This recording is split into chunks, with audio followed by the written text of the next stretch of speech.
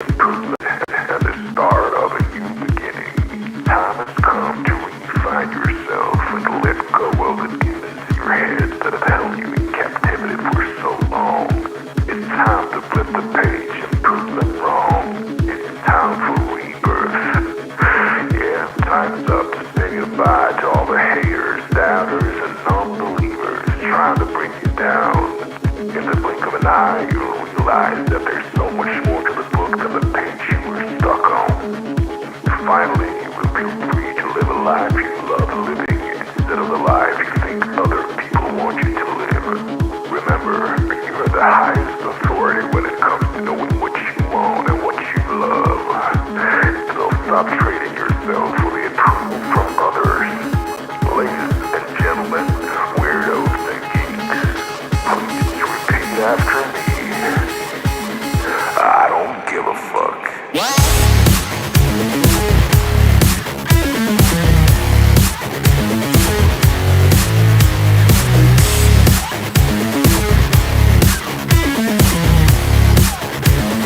I don't give a fuck. I don't give a fuck.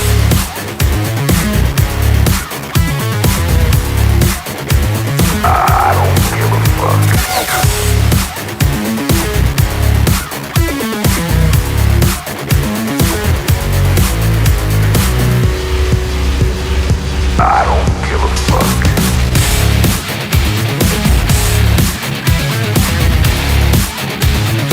I don't give a fuck.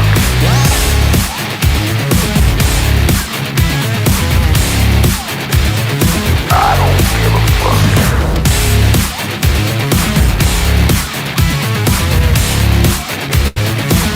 don't give a fuck.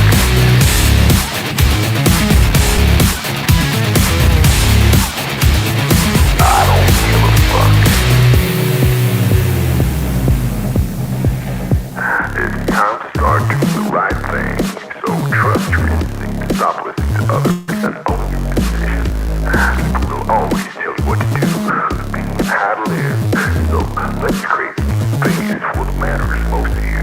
You'll be glad you did. Now start claiming your time and your mental well-being by saying no more. No more. Say it loudly and proudly. In other words, fuck you.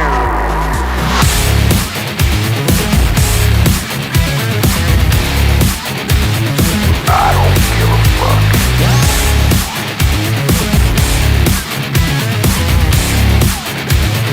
I don't give a fuck.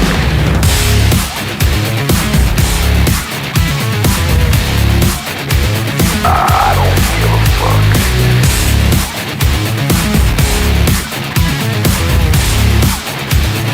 I don't give a fuck.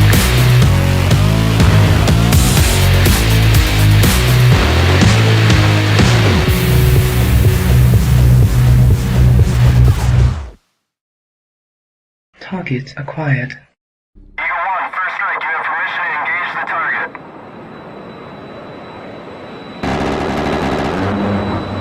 Warning: the following video contains explicit language which may be offensive to some viewers or inappropriate for children. The content within this video is intended for mature audiences only. What's up, guys? What's up, guys? I'm running a little behind tonight. Looks like we had something go on with the Raging Patriot 1776. What in the world? So, yeah, sorry, guys. It was a typo. I apologize. I don't know why it does that sometimes. It actually wasn't a typo. It's just the way the software works. I apologize.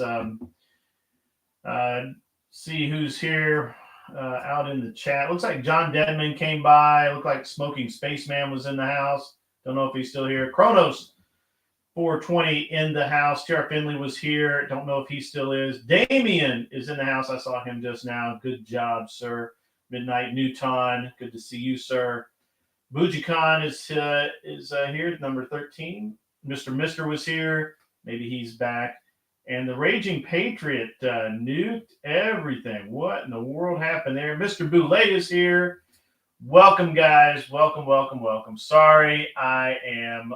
I'm not actually late. I actually think I'm on time.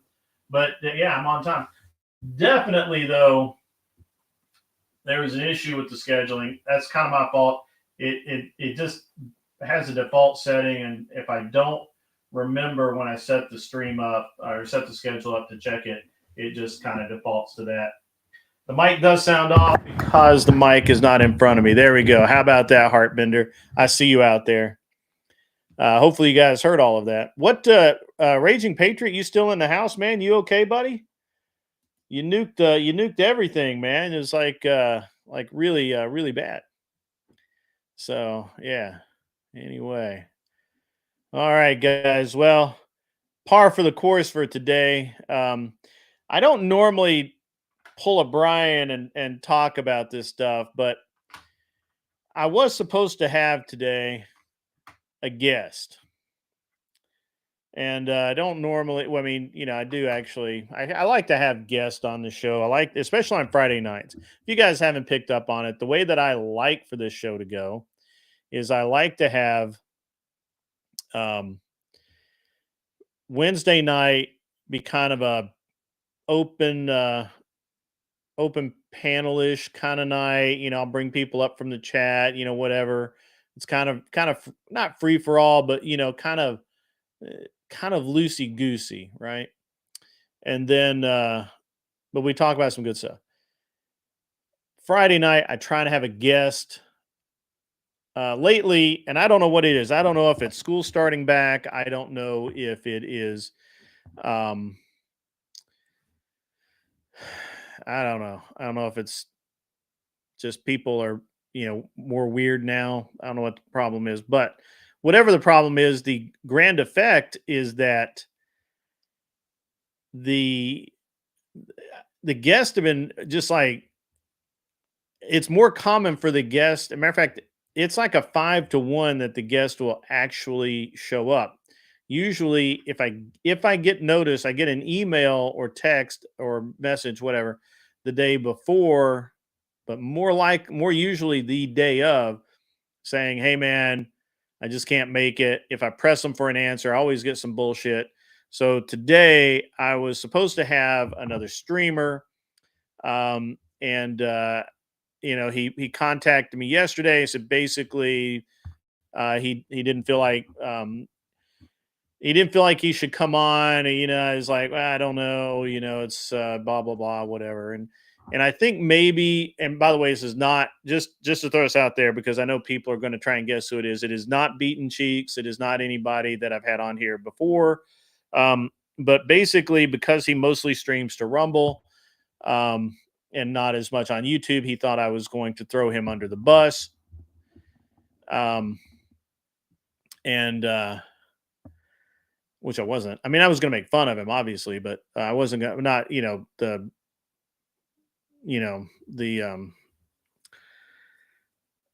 Rumble thing was just a bonus.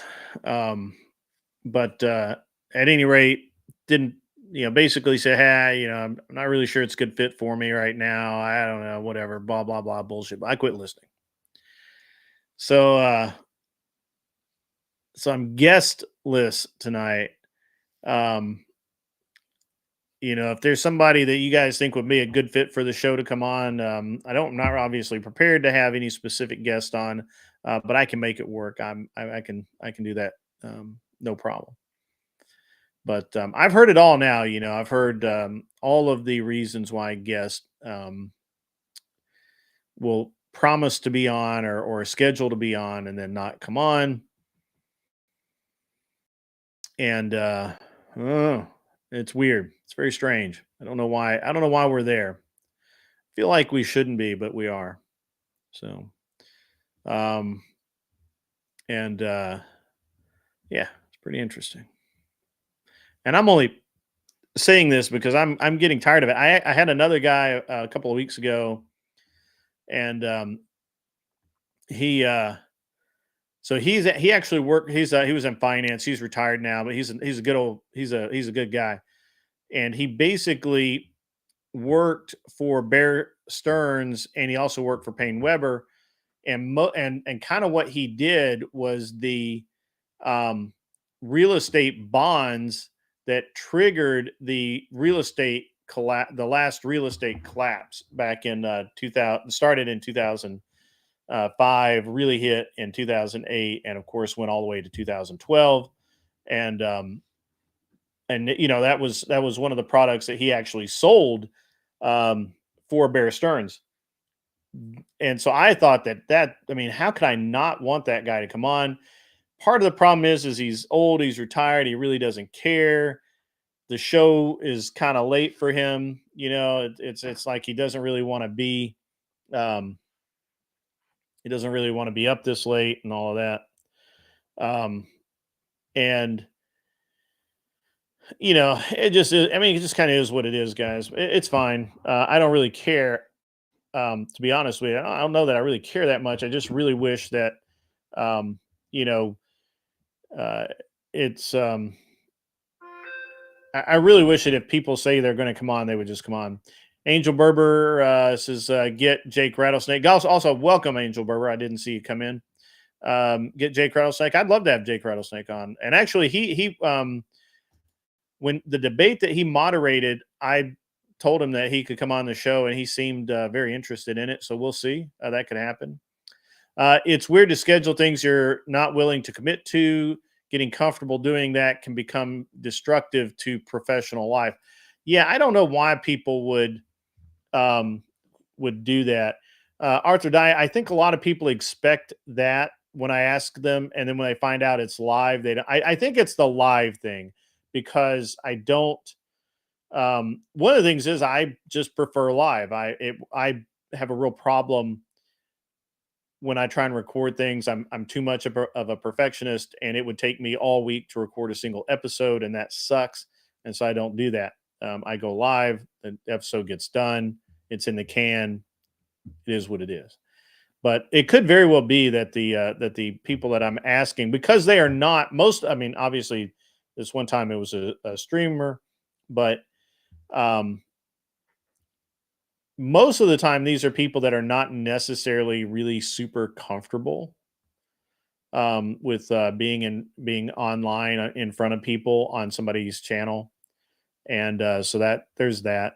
I do have a junior shooter who may be on next, maybe in the next week or two, who he's been winning a lot this year. He's doing exceedingly well, and he's actually, the whole reason that he's doing it is because of the 22 caliber training program that I started, founded, funded, and taught at a local range. So that was really good.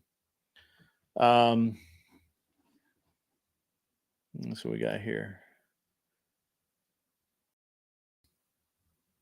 Yeah, Damien gets it. I have to do it live, or it'll never fucking get done.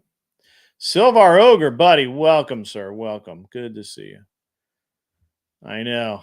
Yep. And so I don't know, guys. I'm really trying not to get kind of like, what's a word I'm looking for here? Annoyed, aggravated. I don't know. And I'm not even asking them to come to my house and be to do this like face to face. This is all online, but it's, I don't know. It's getting old. Honestly, it's really getting old. The lack of professionalism out there. And what's annoying about tonight, if you can sense that I'm a little salty about this, because I normally don't even mention it. I just go, I had a plan, didn't work. We'll just roll right into shit. If I seem a little salty, it's because, first of all, this is a streamer. This is a guy that is used to being in front of a camera, and I don't actually understand what the fuck his problem was. Second, the second thing is that if you say that you're, and when and look, I don't do hit pieces. If I tell you, hey, if you are going to, if I tell you 100%, hey, listen, this is what we're going to talk about. I want to know how you got involved, some of the funny shit that's happened, what do you feel like your crowning moment so far has been? What would be a goal that you would love to? I mean, look, these are simple things. This isn't I don't do hit pieces. But whatever. The guy did not show up, so that's cool. Welcome, Joe Mobley. I see you out there. If you want to come up and we'll do some. We'll talk. We'll talk about the election or some shit. Joe Mobley can have a link, guys, if he's not on diaper duty right now. But you know, it's an interesting thing, and what's even more interesting to me is how.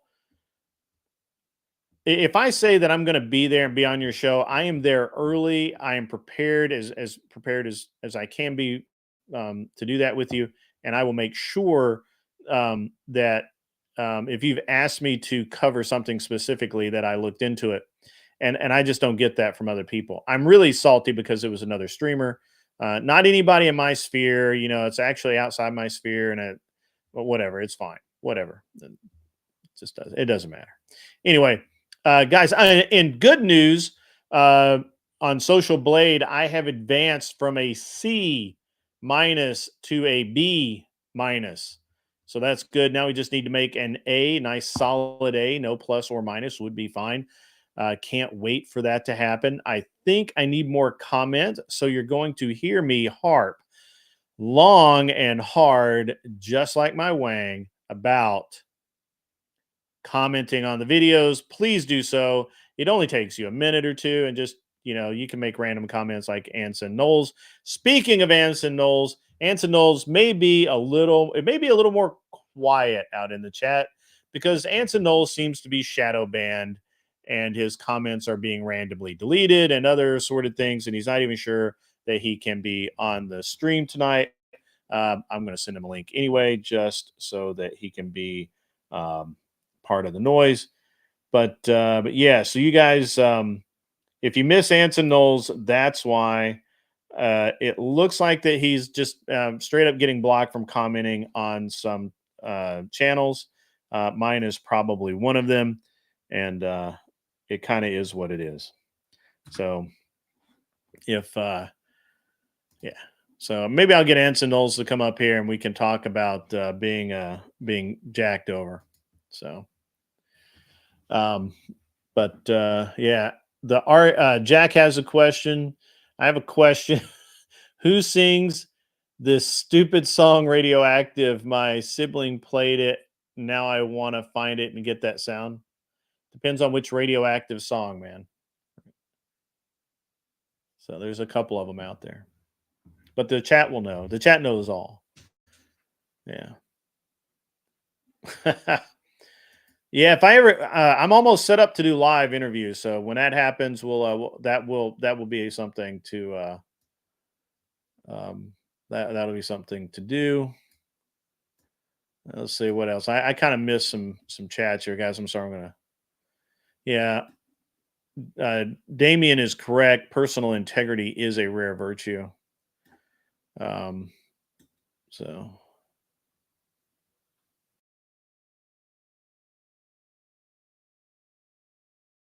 Yeah, I told you the chat knows all. The chat's got it. So, what's up, Sport Brand? How are you, sir? How are you? I believe Mr. Lawrence, Mr. Glenn Lawrence, will be along soon. Well, hopefully, we won't tire him out, and his heart medication or whatever medication will hold up. Yeah, a little salty tonight, guys. A little salty. It's all right. A little salty. Matter of fact, it's salty. It's just all there is to it. I just dislike it. If somebody says if somebody says you're going to show up, just show the fuck up. So, right? How hard is that? Oh. So anyway, what's up, Ticky Tack? I want a burrito with that salt? No, thank you. I'm okay. Ticky Tack, the man, the myth, the debate legend. Ticky Tack, have you debated Andrew yet?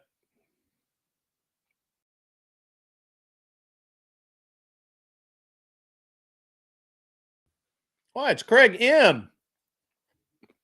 Craig never gets to come here because he's always modding somewhere else. Slacker.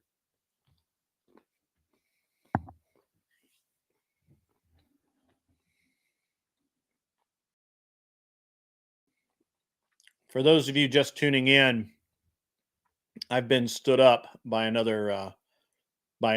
another guest, and I'm salty about it.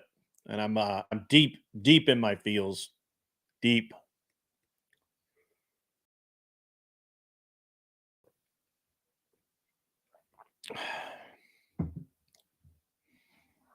Deep in the feels. You know who we need? We need John Redmond would be like, he would help smooth this out.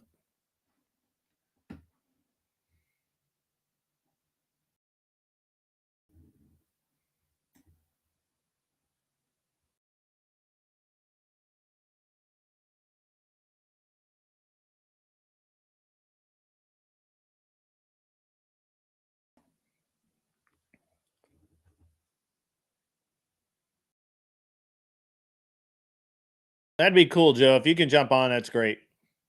Craig M, I have had a rash over the past 2.5 months since I've kind of been doing this format of people, it's because all right, so I don't know if you're not around much. I'll repeat this. Wednesday night, I do kind of a almost panel show. I invite people up. We have a good time. It's great. It's good. It's kind of light, airy, fun. It's just cool stuff. Friday nights, I like to have a guest, and we often do. Often I have a guest. Joe's been on, other people have been on, and I'll have a guest, and that works out really well. Well, for whatever fucking reason, we've had it's not random either. It's not serial, but it's or intentional, but it's just rampant is what I would say. Is that I'll have someone, I'll talk to them, hey man, I'd love to have you as a guest on my show. No, I can't do it. And that's good. I move on to the next guy. Hey man, need you to buck up, be a man, come on my show, be a guest, hang out, whatever. And in this case, it's another streamer. I honestly think they're afraid I'm going to. I think that they were concerned about being ridiculed online for streaming on Rumble and other things that I make fun of people for. Which I would have made fun of them, but maybe not quite that much. But I don't get it. I don't understand. And Arthur Daya, I understand why Brian gets pissed now. No, it's not Cheeks. I really understand why Brian gets all, gets his, gets a little crotch burn about this, you know what I'm saying? Because, you're talking to somebody half the damn week. It's not you either, Joe. You did. You took your Rumble jabs on the chin. That's right. But I get it. You at least I get tech for the most part. I get text saying I can't do it. I had another guy who, I'm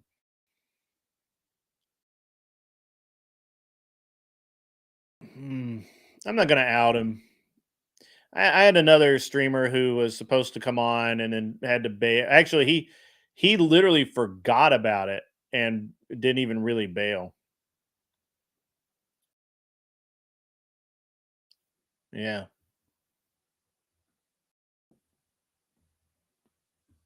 Yeah, I'm just salty. Well, we're still going to have a good show. I'm taking a minute to be a little salty. I'm having some salted cashews to go along with my salt. Yeah. And then Raging Patriot 1776 went off the deep end and was like nuking the chat earlier. I don't know what that's all about. Maybe because I wasn't already here running the pregame. So anyway.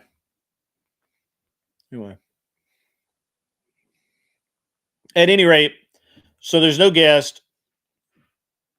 I've been using my time complaining to figure out what topic I'm going to talk about or who I was going to blackmail into coming up. I think Glenn Lawrence will be along shortly. He's got some other stuff he's doing right now, or he was doing some stuff. I don't know. Who knows? And there's nobody really to pick on right now, so it's fine. Mr. Boulay could come up and we could talk money, but that's more of a daytime show. So I don't know. Where's Angry Casper? Can we get somebody bring me the head of Angry Casper? We could argue about stuff. I like doing that.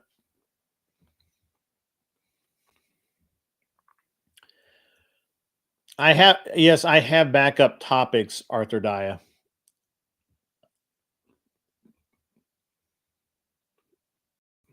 Just allow me to revel in my saltiness. I don't watch TV, Joe. So it is fucking Friday. That's great. And I did a lot of work on my airplane today. If I really wanted to bore you fuckers, I'd talk about my airplane. Oh, and I drove so you guys don't know, some of you guys know this, a lot of you don't. A while back, because I'm a caring, kind, considerate, and attentive husband, I bought my wife a Mini Cooper because she always wanted one. And it was never a practical car for us, right? It would have been okay to have as a shop car when I had the tuning shop, except that we mostly did Japanese cars, and we wouldn't have it really wouldn't have fit in with what else we were doing. And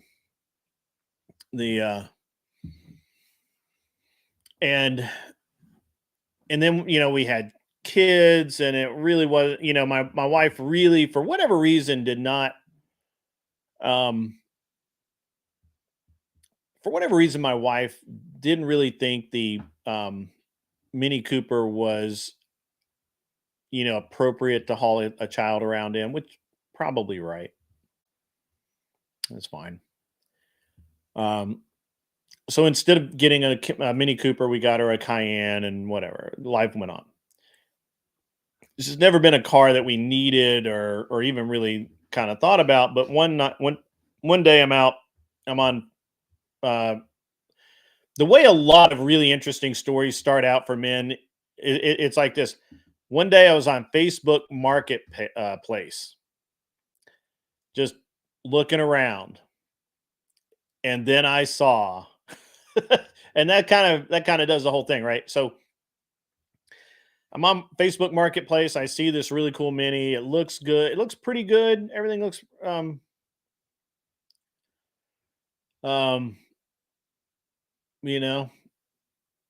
it was not too bad. What's up, Raging Patriot? You nuked my chat earlier, man. What's up with that?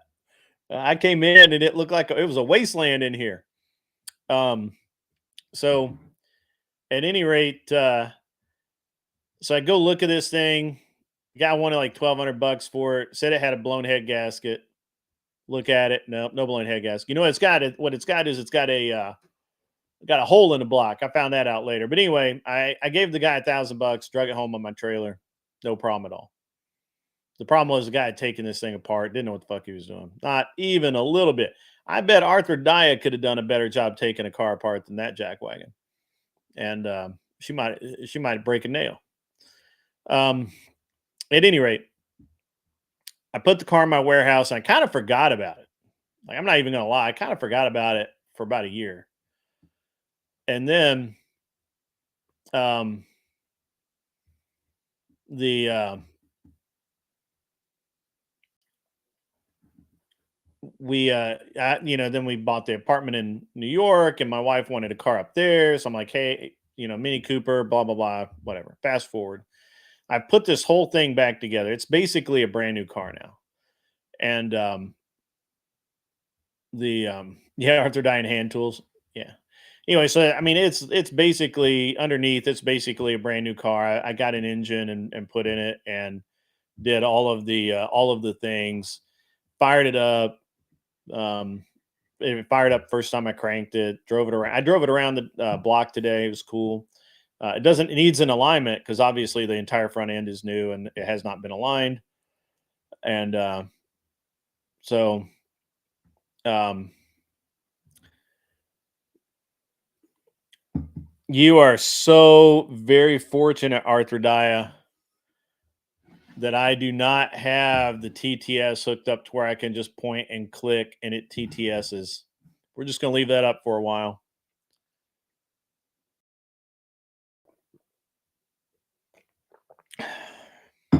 Anyway, so I've repainted it. New lights. I mean, it looks really good. It's going to be a great car. So I drove it around today, and so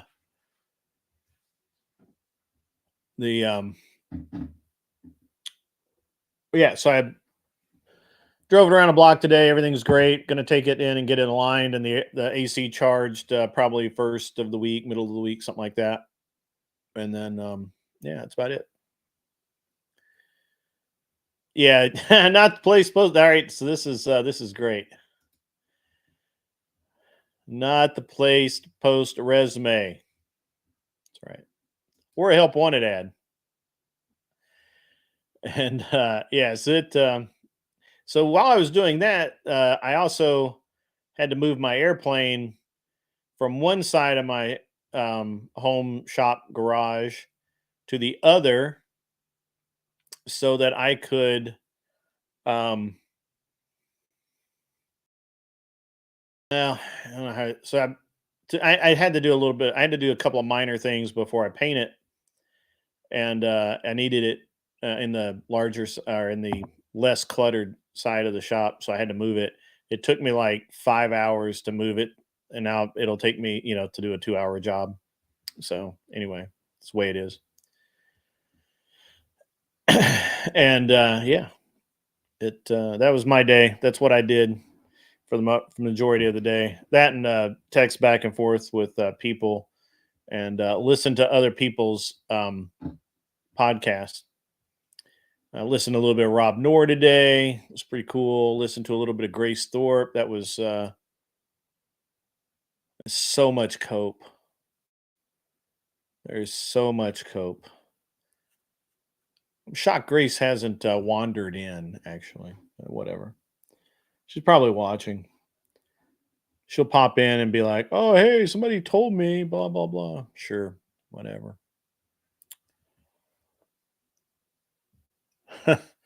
Yeah, Craig's all over the place as a mod, though. So anyway, guys, that's that's what's up. It'd be really cool to get the great Joe Mobley up here, or the equally great Glenn Lawrence. But Glenn's doing something right now. He told me earlier. He talked to me. There he is, right there. What's up, Glenn Lawrence? You've got a link, man. Come on up. Let's hang out. Let's shoot the shit. It is Friday. D-Day.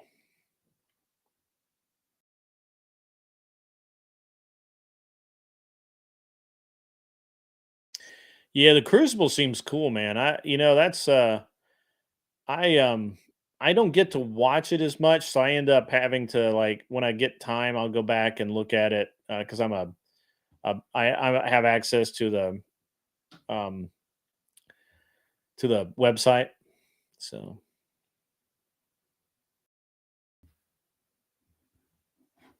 now, guys, remember, Glenn's on on serious medication, so we can't excite him or tire him out. So, I saw Joe Mo. There it is.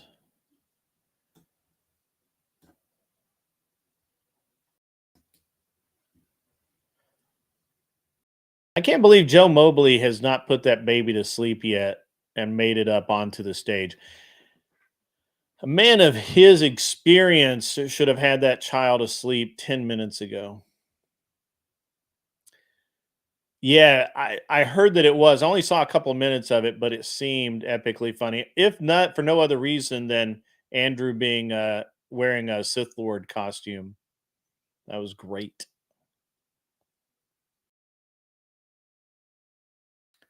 Glenn is your favorite conservative rapper? Okay, it's fair. It's fair. Yeah. And there he is, the mighty Glenn. Good sir. Yo, what's going on, Grid? Not much, man. I'm just sitting here whining like a stuck bitch. Being all salty. Arthur Dyer was giving me a little crap, but Well, I mean, it's fine. It's just fine. Whatever. I mean, it's Arthur Dyer. Like, yeah, really, like, all she likes to do is give you crap. I know. What were you salty about? What are you getting all salty about? Oh, that's what we talked about earlier with all the flakes. Yeah, got more flakes than dandruff. Really specifically, this flake. Honestly, I actually, none of the other flakes have really bothered me because I'm like, whatever. I wasn't holding my breath. This what made this one special? Because it's another streamer. Like, how the fuck are you not prepared? I mean, dude. Well, they're another streamer. Like, are they going to make money off of it? Are they dual streaming it? And I think that may be it. That very well may be it. It may very well be that they're like, yeah, well, okay, all right. So here's the other thing. They mostly stream on Rumble. It's not impossible. It's kind of difficult to restream to Rumble, as you know. Yeah. And it's not impossible. Yeah. I mean, you can do it, but it's never optimal. So that could play a part in it. They may not be able to make money off of it. That might be. I don't know. All I know is that they could have just said that to start with, been like, yeah, look, man, that's not my deal. We didn't even talk about money, but whatever. It's cool. Yeah, I mean, the way I look at it, no, it's not, because it's like if somebody gives you the word then flakes last minute. That's always a problem, But I don't know why people want to restream so bad anyway. Like, all you're really doing because the way they look at it, any time on camera is content. Now, you're either making somebody else money or you're making yourself money. And sure. Most streamers, when they're coming up, because most of them don't have film etiquette, and understand how things work. But a lot of them, they'll be like, well, you know what? I'll go on your panel, but I'm going to restream it to my audience, right? And that way, your audience sees me, but then also my audience sees you. So then it's a quid pro quo. You're getting, my audience exposure, and then I get your audience, get exposure to them. And yeah, I get it. Both grow. That's how they mentally think about it, right? I know that's how they think.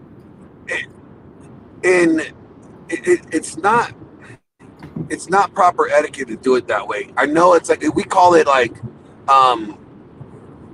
when we're doing films, it's called you're not getting paid, but you're getting rights, your name, your name in the on IMDb on the credits, but also you'll get a reel. You'll get your footage. So that means you'll be able to take your footage and be able to use your footage to market your skill set. And that's like what a lot of actors do and filmmakers do when they're just getting started.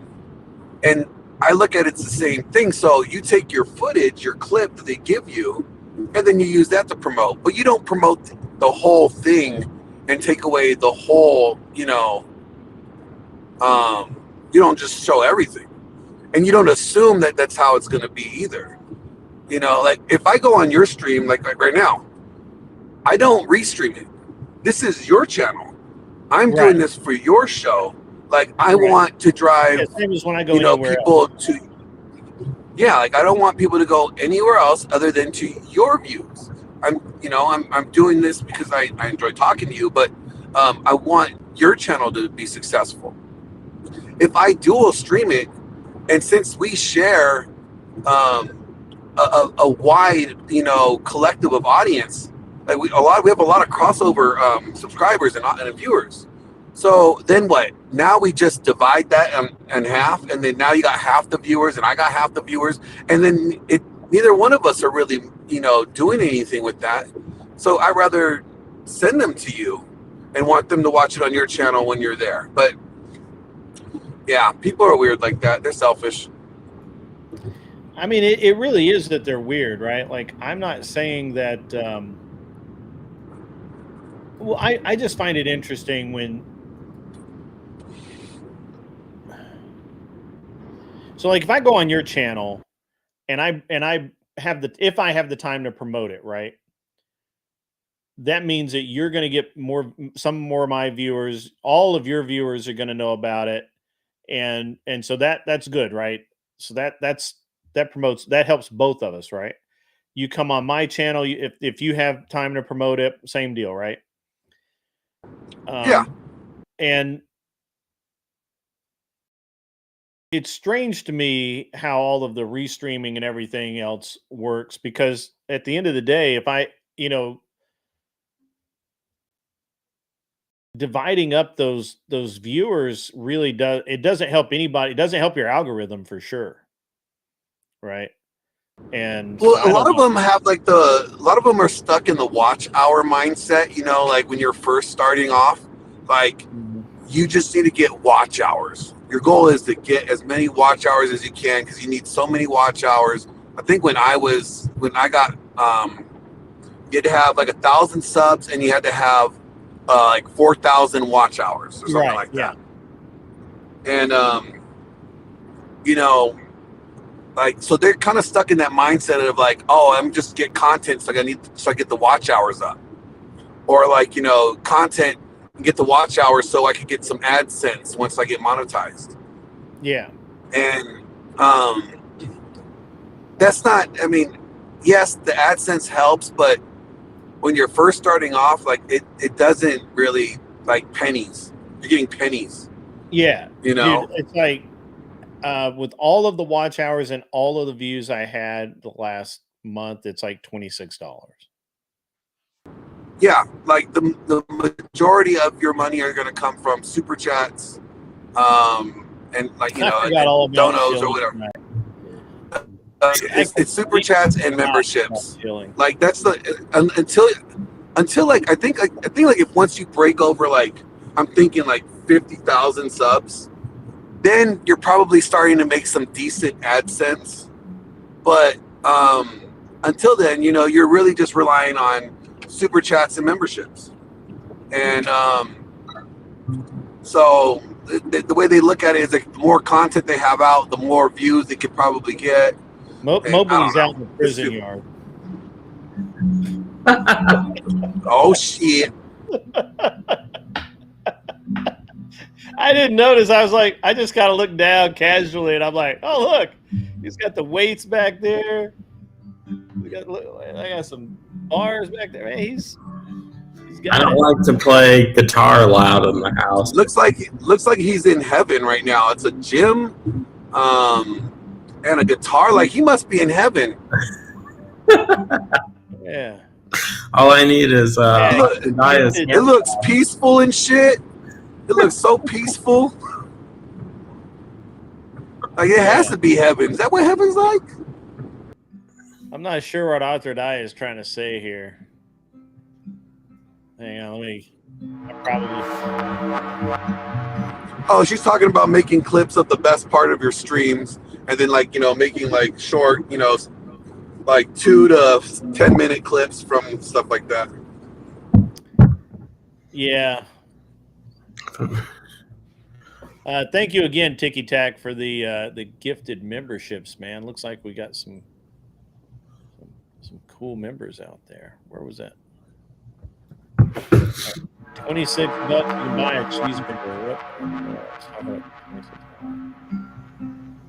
I'm not really sure what Arthur Dye is trying to say here. Is to work out a collab. One person does a stream with guest Grid, and I do a stream with the other guy. No, I mean that's kind of how it works now. But that's basically she's saying let's say you bring Joe on, right, and then Joe's your guest, and you do a one-on-one with Joe, and then you do a one-on-one with Joe on Joe's stream, and then they're 2 different topics. That's what I think she's talking about. Yeah, okay, yeah. Good morning, Shazzy Bear. Good to see you in the chat. Good to see you. Fed Up Southern Girl was gifted a membership by Ticky Tack, along with several other people that I'm trying to see. Spumoni.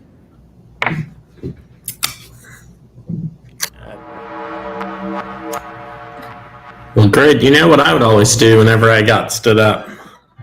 Is I would go on a date with the girl's best friend. Oh, yeah. That's funny. I should look into that. That's better than me, Joe. I would just bang their best friend. Yeah, it's an interesting. I mean, it's only interesting academically, right? Like, honestly, I just don't really care that much. But at the end of the day, if this was and I really don't care generically when another streamer, when most people kind of, flake. But this is another streamer who's probably had people flake on them. That's, and I actually think that Glenn's probably right. They probably sat down and thought about it and was like, hey, you know what? I'm not going to make any money off of this. So, Well, they probably also look at no, not Mikey. They probably look at your a lot of people are weird. They look at your sub count, right? Mm-hmm. And then they'll be like, I'm gonna go do a stream on a guy's channel that has less subs than me. It's probably not gonna. I'm not gonna get that much benefit from it. He'll probably get more benefit than me. People are weird like that. So that could be part of it. Back in the day, which was 2 years ago or a year ago, whatever. That was you would only collaborate with people who had about the same or maybe slightly more sub count than you, because if they had too big a sub count, you may not gain that much, and they certainly didn't gain anything from you, so they weren't really interested in being on your show. And so that was a very real thing. I didn't know that. I was actually talking to somebody about that earlier today. Yeah, that's a method. I never did that method. I I'm good at networking with people, and I always try to bring something of value to their channel. I don't want to ever have to ask to come on a show. I want you to ask me, and you're asking me whether I have more subs or less subs than you. You're asking me because you see value in what I would bring to your show, and because of that value, that's why you want me on. And that's where, if you bring in good content, if you have good value, you add good value to the show. It doesn't matter if you have more subs or less subs than them, because it benefits them, because you're leveling up their value. Sure. not I Alex. mean, at least that's how I look at it. Funny. I don't know that I could get Alex playing with fire on here.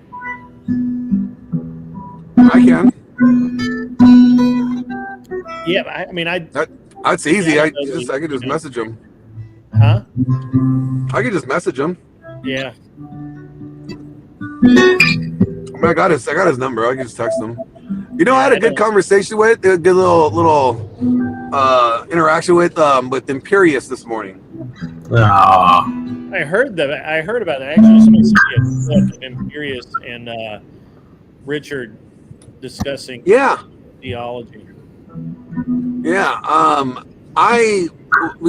Imperious is still out here on the West Coast in Southern California, to be exact. And so I we might be meeting up this weekend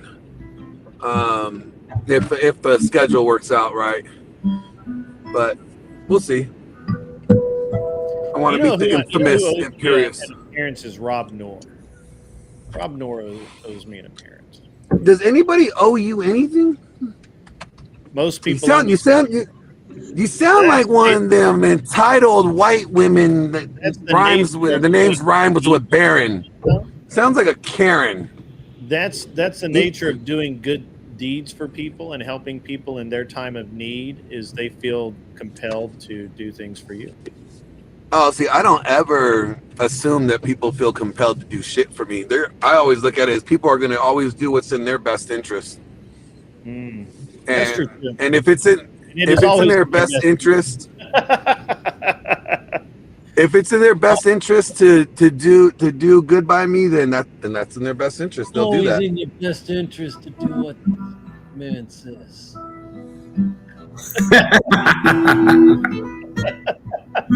I mean, some women don't see it that way. They'll see it like it's. It's in my best interest to do what this other man says. Joe got that. Yeah, that was pretty good. Yeah. Caught me off guard. I was reading the text. How have you been, sir? You've been very busy, obviously, because you haven't been online hardly at all. Oh yeah, my Twitter's been sitting dormant. I've been doing really well. It was rough days this week, but it was a good time out in Omaha. I hate that Omaha. Yeah, man. You poor bastard. I hate that the government does this, but I'm not in charge. So they bring together 10,000 intelligence professionals to a random town, but they publish it over the internet. It drives me crazy. Every Uber I got in, they're like, "What do you do?" I told everyone I was an executive assistant, and then they're done talking to me. They're like, "You make $25 an hour. I don't give a crap about you." It's just the stupidest thing. But it was a good time. It was a good time. Drank too much, ate too much, but the company paid for it, so.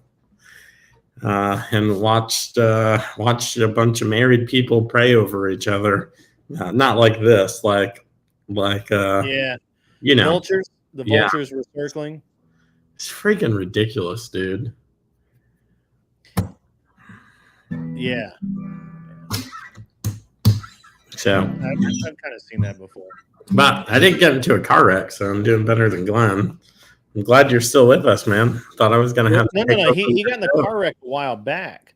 This time was blood clots from the car accident, or the injury he received in the car accident that he didn't actually allow to heal before he did things. So no, what I had was a blood clot in behind my left knee, right from the accident, and they were actually going to put this filter thingy in there to catch it. Well, they never did that yet. The skill scheduled out, and I had a pulmonary embolism, and almost flat died, drowning in my own blood. So I'm glad to still be here, but it was scary. I think it was probably the most scared I've been ever. thought I was going to have to take over your show there for a minute. I thought you were going to have to, because, we like ebony and ivory. So, and I'm ebony. So, like, ivory would have to step up. How do you get ebony? Because we didn't know I'm blacker than you. I'm just pigment challenged. I'm pigment challenged. I'm pigment challenged. That's all it is. Or are you saying? The guy says if they didn't put the filters or put you on blood thinners, that's malpractice. Well, they had me on baby aspirin at first because they were, I don't know what, they were concerned about an allergy, but I told them I didn't have an allergy to anything that I know of, because I'm on Eliquis right now. But they have me on Oxy on top of Eliquis. But I haven't been taking any of the Oxys really at all. I think I've taken one since I got out of the hospital. I'd rather deal with the pain than be high as a kite. Yeah, I think Arthur Dye is pretty insistent that you should not have left the hospital without a filter. Smoking Spaceman, so what was... Well, it's a little late. I already had the pulmonary embolism. Yeah. So what was the intended topic for tonight that we don't get to hear because of the flake? I was literally just going to interview him about normal shit, like how did you get into streaming? Where, what was your, life before streaming live? What kind of job did you do? That kind, just some normal stuff, man. Just an interview. It's just easy, Then people could ask questions and stuff like, why is your, whatever this way? And I don't know, but. Well, great. I'm here to talk sex robots with you if you like. No, we're not talking. You ready for some sex robot talk? I've literally, I can't believe that you're as fascinated with sex robot. As a matter of fact, that's what we should be talking about, is your weird obsession with sex robots. No, it's my weird obsession with the level of AI that's going on, right? Like, people don't realize, like, I'm telling you, sex robots it's a scam. They are, all these sex robots are feminist war machines. Okay? They are feminist war machines. And you just watch it now. You think you're getting a toy that you could just coom in, but no. What you got is a a weapon to kill you. And if you're not careful, they're going to get you. From like Austin Powers, the Bimbot. Don't worry. Exactly. Mojo. Like, I'm telling you, think I'm playing, stick your dick in there and that thing's going to take your life. Well, first of all, I'm married. Second, I don't stick my dick in crazy, and AI seems pretty fucking crazy.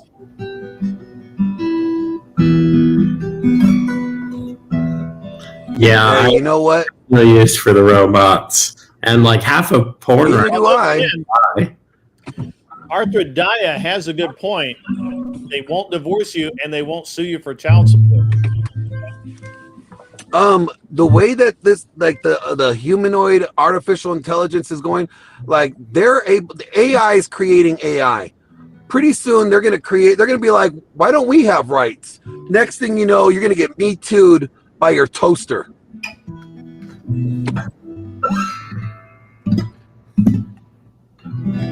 You know why machines are really concerned about me? It's because I can take them apart.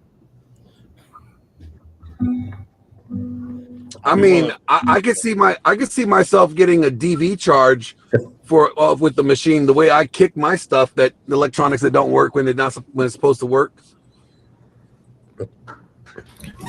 Yeah, if they're not hey Ben, you need something? Yes, no. Well, if they're, I think my 6-year-old is up. I can hear her voice. Have you seen Eagle Eye with Shia LaBeouf?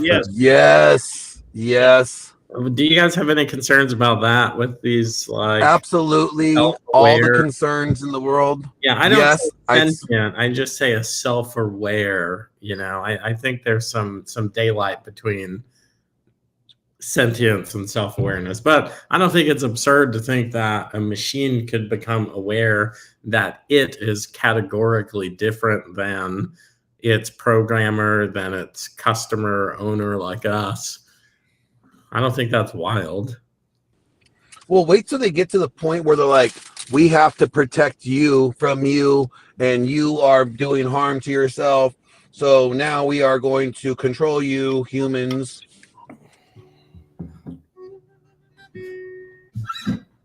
I'm ready. Yeah. Well, I mean, the most useful thing is that they could sit here and do the podcast while I was inside asleep. Also, they probably wouldn't flake on an appearance.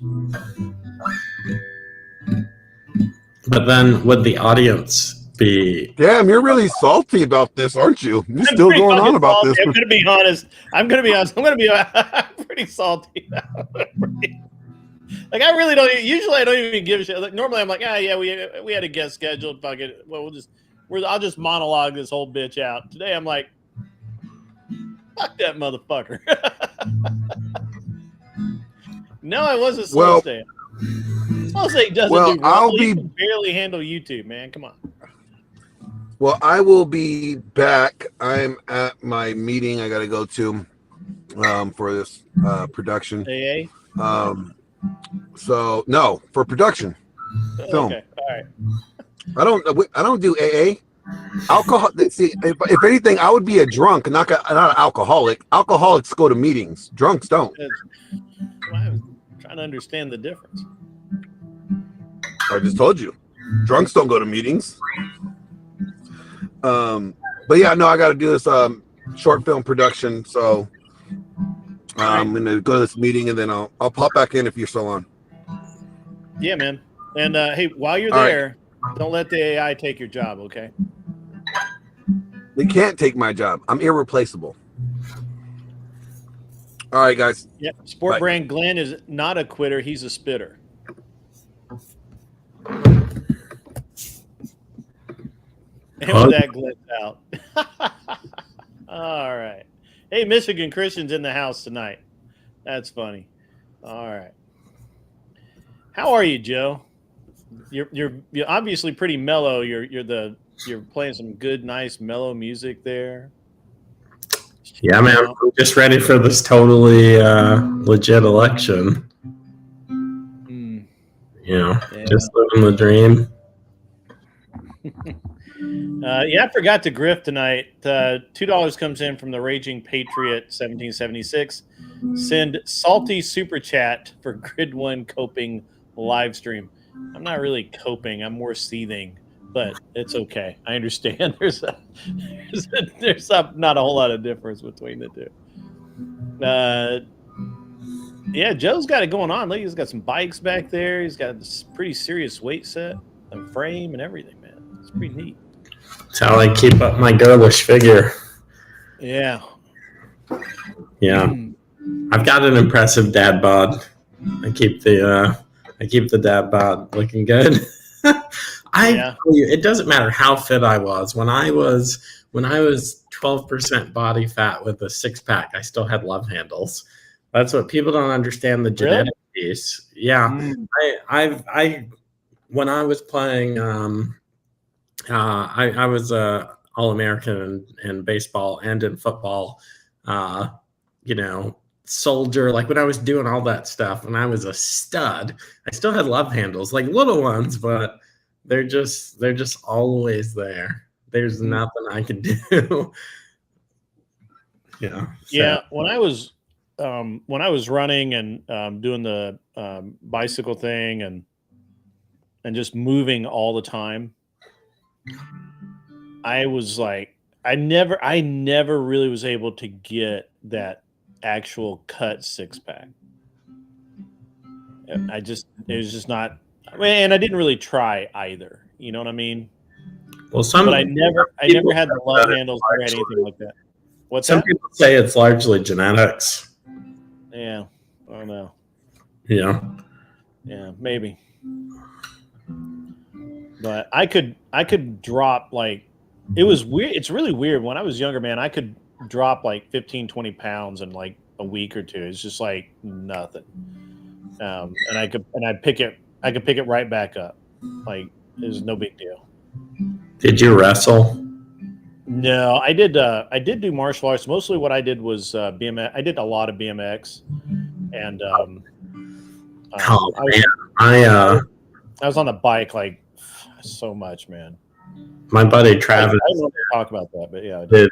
he did BMX and dirt biking, and when they would make these neighborhoods in Virginia Beach, there was one called Buckner Farms, which I grew up near there.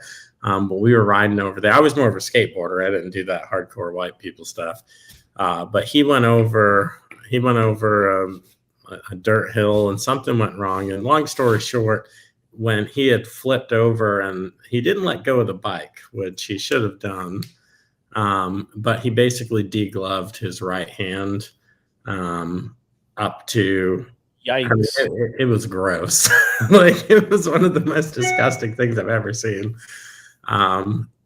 Yeah. I'll never forget that. But yeah, we had some nasty injuries as teenagers. I was skateboarding on a treadmill one time. What's up, Sarah? How are you, Sarah? You should come up and hang out with us. That would make me probably less salty. 2 pregnancies. That's wild. It is kind of wild. I'm almost hoping that she's talking about like a 6-pack of Coors Light. No, probably not. But yeah, I just I went from, this is I don't really talk about this, but I stopped BMX and I went to military school because I just did. I mean, I couldn't take the bike with me, right? And even with all of the exercise, all the running, all of the PT, all of it, I gained weight. Like I picked weight up there because my level of activity dropped so rapidly. And I never got like really, when I was younger, I never got really like fat, but I got big. Like I got bigger than I'd ever been. And then it was really different. I don't know. It was really interesting. It was interesting to me because up until that point, I'd always been like ridiculously lean, but I never had the 6-pack. My legs have always been ridiculous. Yeah, I've been pretty upfront on my channel about. I mean, this year's just been a kick in the dick. Like every way. I'm the biggest that I've ever been by like 30 pounds. But it's just, it is what it is this year. You know, my dad died. My careers changed drastically. So yeah. Well, I shot a match about. I thought you were saying I shot a man. It's like, no, sorry. Not recently. I mean, no. I shot a match called Hard as Hell Resurgence or Resurrection. Pardon me. No. Wait a minute. Hard as Hell Assaulter. No, it was Resurgence, and somehow I tore up my left knee and hip. And when I say tore up, I mean I could not, like if I got down in a kneeling or prone position, I could not get back up. Like as long as I was walking, I was fine. As long as I'm moving, but just the muscles and positioning the knee and hip go through when you get down and try and get back up, couldn't do it. Couldn't tie my shoes. Couldn't tie my left shoe because it was just too painful to move my leg that much. So I suffered through it, which was stupid. For a couple of months, thinking I could PT it out myself, which was dumb. Again, stupid. and ended up having to go to the orthopedist. They put like this gigantic needle in my hip that they had to use like ultrasound to guide into place. Like it was like the craziest thing. And and then they gave me 2 shots of something. I'm assuming it was cortisone. I don't know what it was, but I don't get the size of the needles because there's some STD. I feel like it's like the clap or something. But anyway, they stick a huge needle in your junk, and I'm like, no if way. they show this to men, we're done. We're done screwing around. Yeah, right. But on the other hand, that's all the deterrent you need. but on the other hand, I'm They like, used to do that in 3rd grade. They should be like, hey, if you get this, you get this. And guys would be like, nope, the needle is so much. It could just go clean through. You know, I don't understand why there isn't another. Yeah. Anyway, I've not suffered from this particular diagnosis. But I saw it once and I was like, what the F is this for? And the nurse said, wait, dudes don't get gonorrhea, right? No, gonorrhea is the clap, right? Yeah, you can have gonorrhea. Yeah, it was for something. Maybe arthrodioneurosis. I'm not familiar with that, but yeah. I'm almost afraid to Google it, but all right, I guys. see Savage Red and Michelle both in the house. How about that? Sorry, I have to shout out the cool peeps that as they show up. Do it. Yeah. Man, I haven't seen Savage in a while because I haven't been on. Not that he's missing. You go to a chiropractor when that happens. So I had this like couple of years where I would just get I was just wrecking myself. It was like a 5 or 6 year period. I tore up my right shoulder first, and that took about 6 or 8 months. And I ended up doing the PT myself, but I got to where I was wearing KT tape on my shoulder if I had to do anything more than like work around the house. Like if I had to do anything, any kind of exercise, anything that was going to stress my shoulder, I was KT taping the whole thing. And I got really good at doing it myself. So that helped. And but I PT'd my shoulder, this shoulder back. I have like almost 100% range of motion. It's fine. This one, I fucked up hardcore. As a matter of fact, when I messed it up, I hurt it so bad that, I kept trying to fix it myself. And again, I'm just not that smart apparently. And so the shoulder tries to protect itself, right? So you get what's called frozen shoulder, where I couldn't move my arm like more than this high, like legit, like it was like, I'm dying. So I go in and to the orthopedist, and he's like looking around. He's like, "Are you in the military?" I'm like, "Nope." And he's like, "That's weird." And so he's smart. He's like, "How'd you hurt it?" And I told him, and he's like, "That sounds about right." And then he's like, "Okay, well, we're going to give you a shot of in the ball of the shoulder. You have frozen shoulder. We're going to give you a shot of some anti-inflammatory or whatever it is, and then at least you'll do 6 months of PT, and then we'll 6 weeks of PT, and then we'll evaluate where you're at." Okay, cool. So I went to, and I thought because everything I'd done before, when they would do that, when they would tell you, "Hey, we're going to give you this shot with this massive needle all the way down in your shoulder," I was expecting to have to come back and have like a med tech or somebody do it, or even go to a different office, right? No, I'm literally like sitting. He's like, "Okay, I'll be right back," and he leaves. And about 10 minutes later, this nurse walks in with this gigantic fucking needle. It looked like a damn turkey baster, and I'm like, whoa, wait, this is going. We're doing this now. Yeah, I thought I had some time to get my head around this. Right? Yeah, like they were probably going, this motherfucker's not escaping. He ain't coming back if we let him out of here. He's gonna think about this. And, He's gonna Google the needle and that's what it is.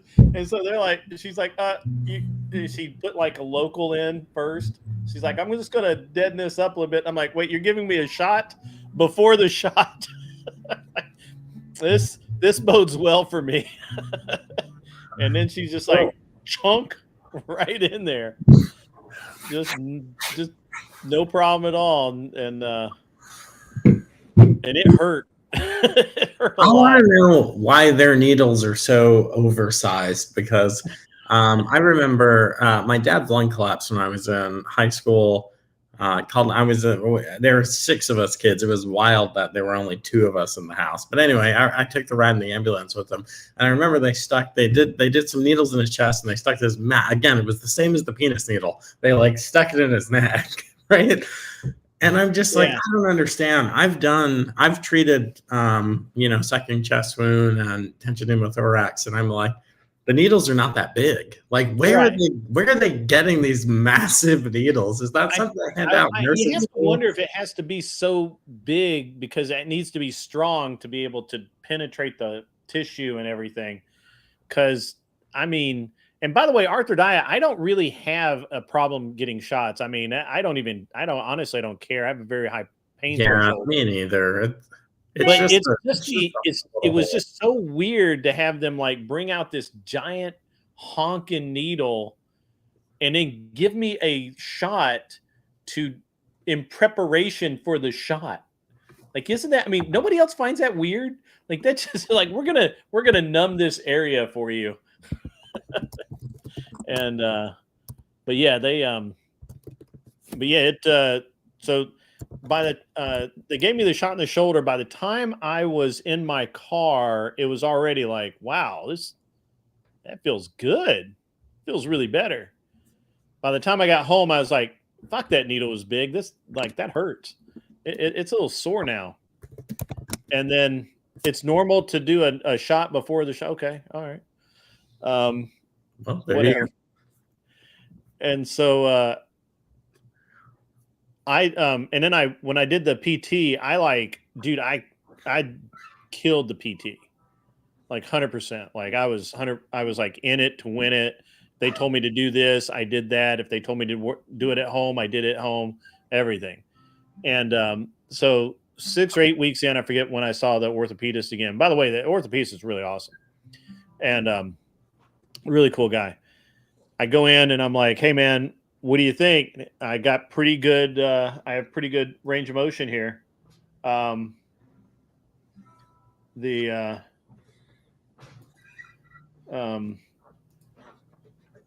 Grid's buffering. Yeah, no, I was sorry. I had to reply to somebody, and now I lost my train of thought. I go back for my second appointment, and the orthopedist is like checking me for range of movement. And he's like, I've gotten really good reports about your PT. They say they've really never seen anybody like really get into it as much as you have. And I'm like, yeah, this fucking sucks. I haven't been able to lift my arm over my shoulder, in a while. So this was, I was like really in it. And he's like, yeah. And he's like, okay. And he's doing all the range of motion. He's like, yeah. So listen, do whatever exercises they've told you to do at home. And, unless you have a problem, don't worry about it. Just don't, you're good. I was like, all right, cool. Done deal. I wish I had one of those vibrational plates that they have at the chiropractor or physical therapist. I love those things. I like to do like the lunge and you put your leg up on it, or the one where you sit on it's like the V sit and reach kind of thing, but with your butt on it. And I looked it up and they're not super expensive. I'm just very cheap. Yeah. But I mean, you get a decent one for under $1,000. Yeah. As far as the needles go, so when they fixed my knee, so again, they used the one needle in my hip that they had to guide in with ultrasound. That was crazy. And the guy's like, "You feel anything?" I'm like, "Oh yeah, I feel it. You know, it's there. I know it's there." And he's like, "Okay, good." You know. And then so they got that. Yeah, I had that one, and then I had 2 in my knee. And it's weird because you don't think you can actually like put a needle in your knee, right? Like that seems weird. But sure enough, there went the needle. It went right in. And I had that that one twice. And then but and that helped, but you know the biggest thing that helped was the dry needling. Have you heard of that? You know Yeah. what that is? Yeah, I've had that done. I And it like was that better. amazing. Yeah, I like that better than the hot cups. That like Yeah. hurts. Well, I've had the cupping, but Yeah. the dry needling. So I go in for PT, and the guy's like, you know, we're do the interview with the PT guy, and he's like, I think you need dry needling. He's like, "Are you afraid of needles?" I'm like, "Nah, no, they're fine, whatever." He's like, "Okay, cool." So, and are you familiar with dry needling, Arthrodia? So if you're not familiar with it, it's really a cool technique. And I guess the theory is that the muscles get shocked into, or they get used to being bound up all the time or knotted, and they won't unknot, and so they put the needle in and give it another shock, and that causes it to relax. Yeah, I used to get this knot under my shoulder blade, like right at the bottom, and it's like the only thing that would get it to release.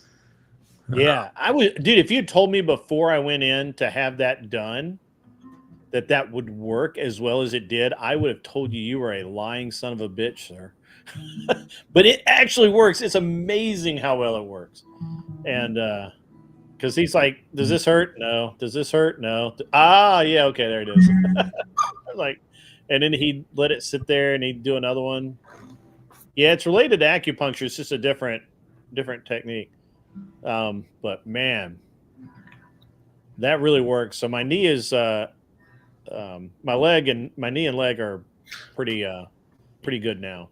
Yeah, as I understand it, one of the major differences is acupuncture is like tapping into your nervous system, and dry needling is more not even skeletal, just musculature. Is that the word? Yeah.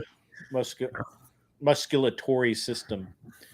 Savage Red says, "When I go to the chiropractor and they put the electrodes on me, they always put it on the highest it can go. I love that shit." Feels good.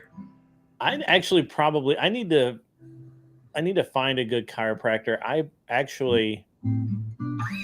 talked to a friend of mine who's a chiropractor, and he's like, there's like 6 or 7 kinds of chiropractor, and you need to find the one that's going to fit you. And I'm like, that's gonna be tough. So yeah. My lower back is starting to be a pain in my ass again. So, the first medicine is always movement. So like I'm starting to stiffen up a bit, and I'm like, you always think, I want to take it easy. I want to lay down or whatever. And it's like movement is the first course of medicine for sure. Yeah. So this afternoon, I threw the chest rig on and went on a 3-mile walk with my 10-year-old. And it's so funny the amount of looks that people give you if you wear a kit like out in public. It's not like I had my face painted and AR-15. Like just freaking relax. I have a gray one that looks like a weight vest that they sell now, but it's full on. It's a serious piece of equipment. Yeah. I mean, granted, this one had magazines and like stuff sticking out of it. But, oh yeah. Well, I'm surprised you didn't get pulled over. Oh no, the Loudoun County Sheriff's Office is familiar with me, and they feel safer when I'm around. Yeah. So when I got hurt originally, I was maybe like 10 or 15 pounds heavier than I needed to be. Typical dad bod kind of thing, right? And then I gained another 15 over that 6 or 8 months before I gave up and went to get help.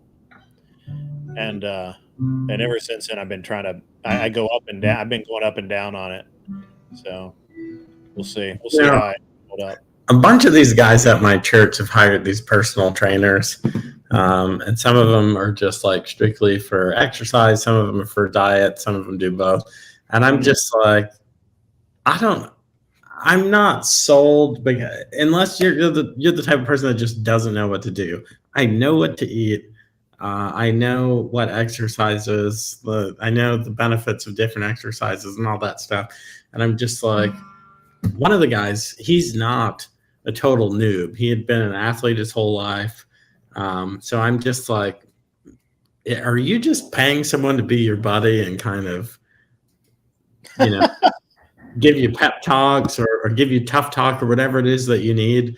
I don't know. Every time I've thought about it, I've just thought that would be a weird experience. Like just paying someone to tell me all the stuff that I know and have done my whole life. Yeah. I mean,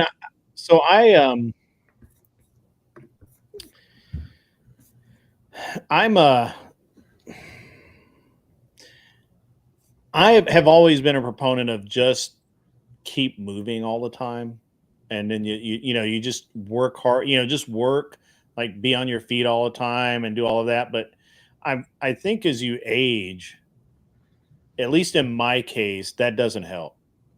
It doesn't really help.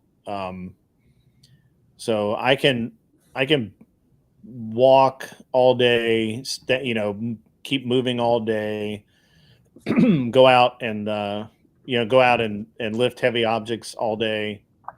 Really doesn't move the needle much. If I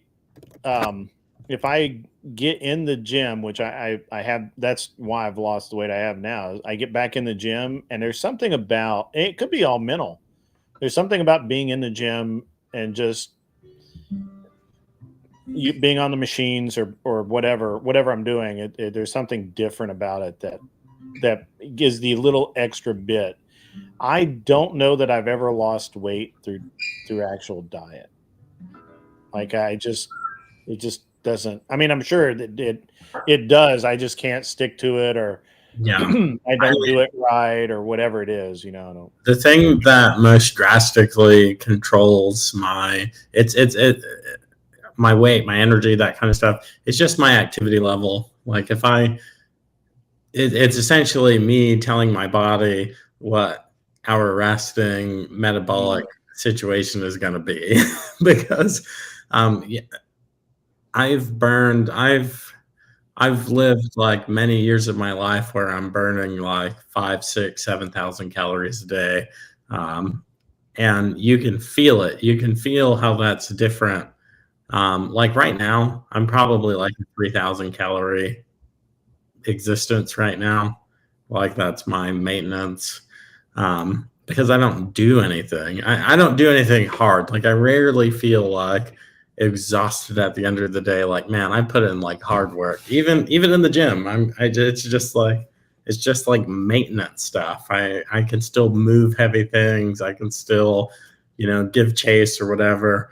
But I'm not about to throw a ruck on my back and go, 20 miles to an objective. Those days are over. But that Joe was burning calories, dude. Yeah. Yeah, that's true.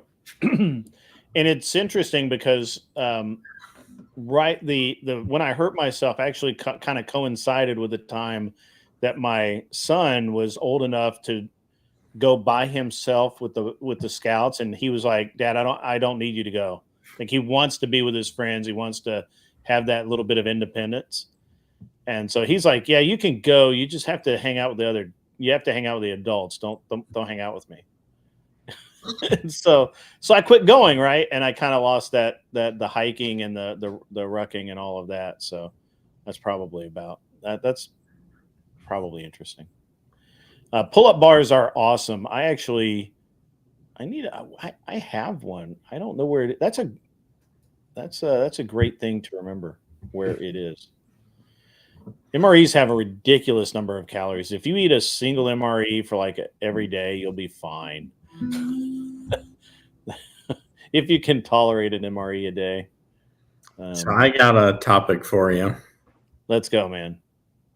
Can we this Three Doors Down song just popped in my head. Wait, is that the band? What's the band? What's the band that everyone says that they hate? Nickelback. Nickelback. There we go. Nick, thank you. Can I just call it cap? Nickelback is one of the best-selling bands of all time. I think they've had Superman. I think they've had 4 or 5 triple platinum singles. People like Nickelback's music, okay? Or they've pulled off a massive heist. These dudes have sold more records. You were doing so well. Michigan Christian, just like Joe, you were doing so well. And you bring up Nickelback. There is a universal hatred for Nickelback. That's the thing. Really is. And here's my theory. And I've participated in the hate, but I remember liking Nickelback in the day. And you know what I think? I think the government has that. This is the topic. I think the government has done a psyop on the American people. And so in real life, obviously I couldn't say any specifics, but when you are doing a psyop, when you're doing information warfare, you need to plant something that really doesn't have anything to do with the effect that you're trying to have, but it can give you confirmation that's easily observable. Sometimes it's like a product, like making a totally obscure product very popular and everyone's going out to buy it. Then you can be reasonably sure that the other thing that kind of interdiction of the mind occurred. Well, I think Nickelback is like crazy popular. Government or Russia, China, whomever does some psyop, and the thing that they selected to be their proof was just like an outrageous hatred for this band, because everyone hates Nickelback. They've sold, except women. Women like Nickelback. I think they've either sold hundreds of millions or billions of records. Yeah. Women in sport brand. They like. I mean, but come on, dude. It can't just be women. Women were not holding them afloat. Women do spend money, though. That's a solid point. Here, I turned the comments off. Let me see what haters I have now. Yes, you should have. Raging Patriot. I'm going to do this for you.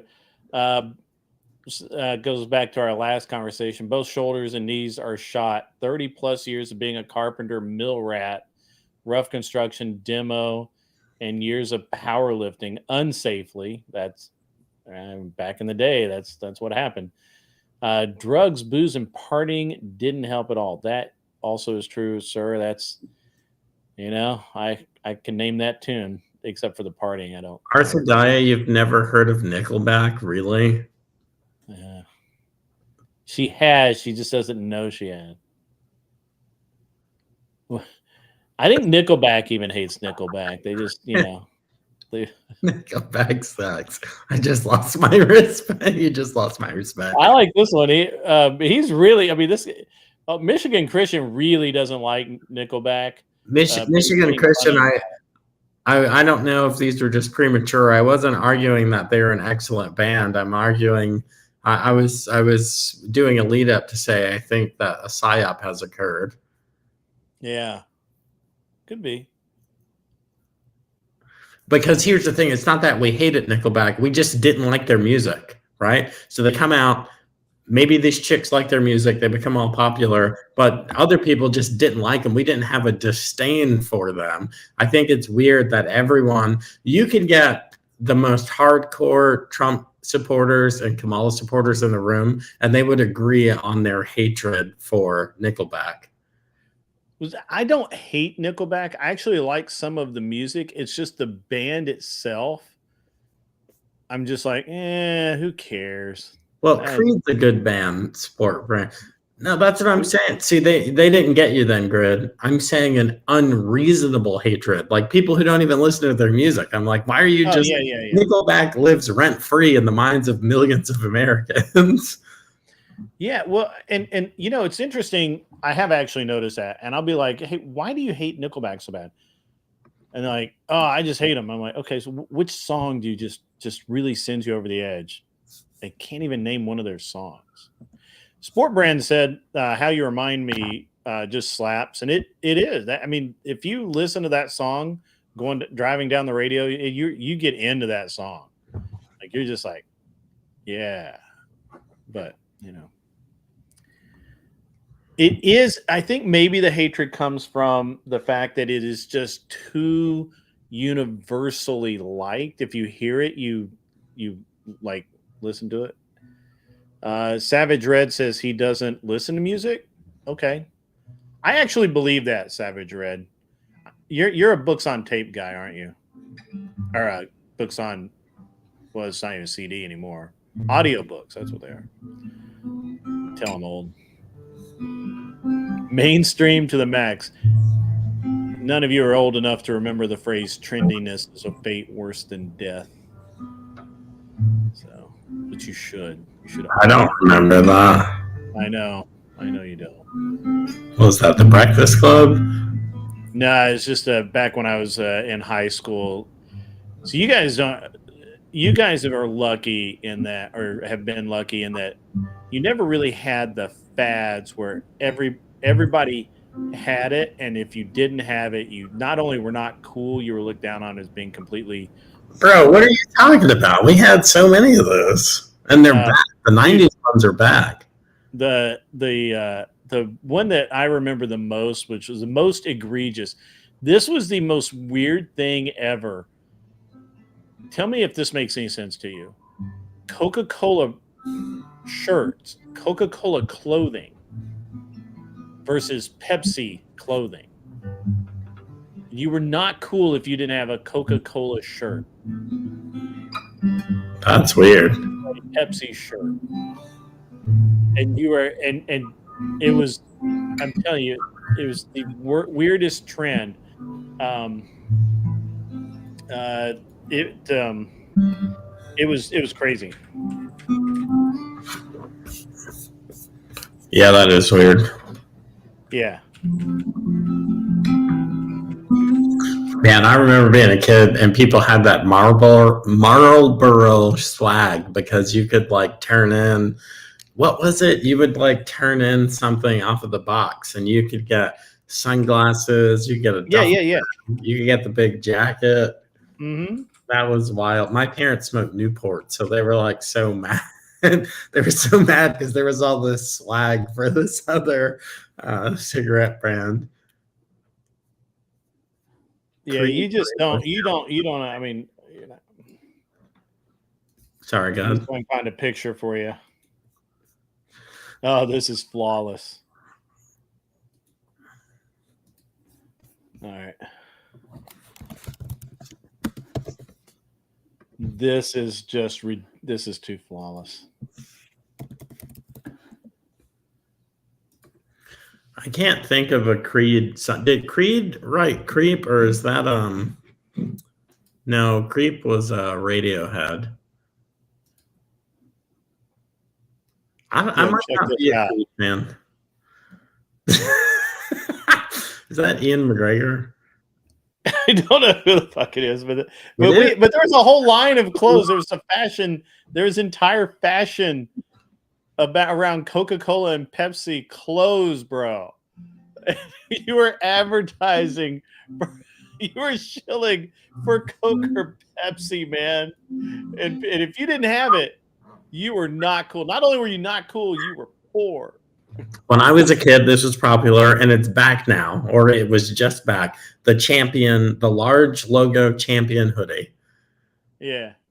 That was like the same kind of thing, except it was weirder. I mean, yours was weirder, like a drink brand. Just like, I'm all in on Coke. I'm all in on Pepsi. That's weird. Yeah, no, it was just crazy, man. Like you and people, honestly, people think I like making it up, but it was like a really it was a really strange era. And then members only jackets.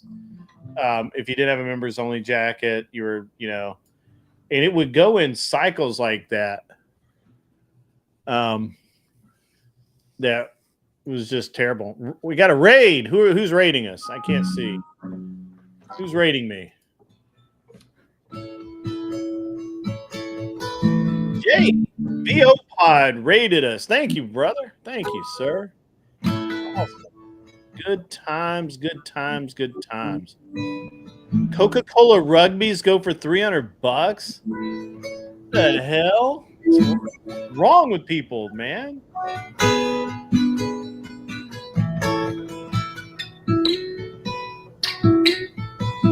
I don't remember this.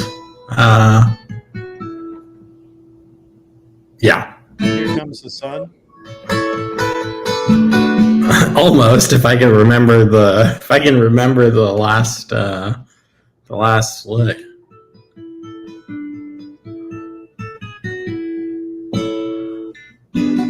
Clovertack is in the house. Is he coming out?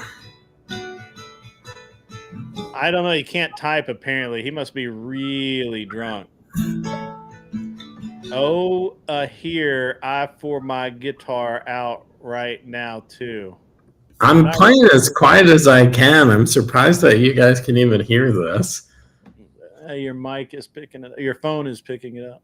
Oh, well, apologies. I thought I was just doodling to myself.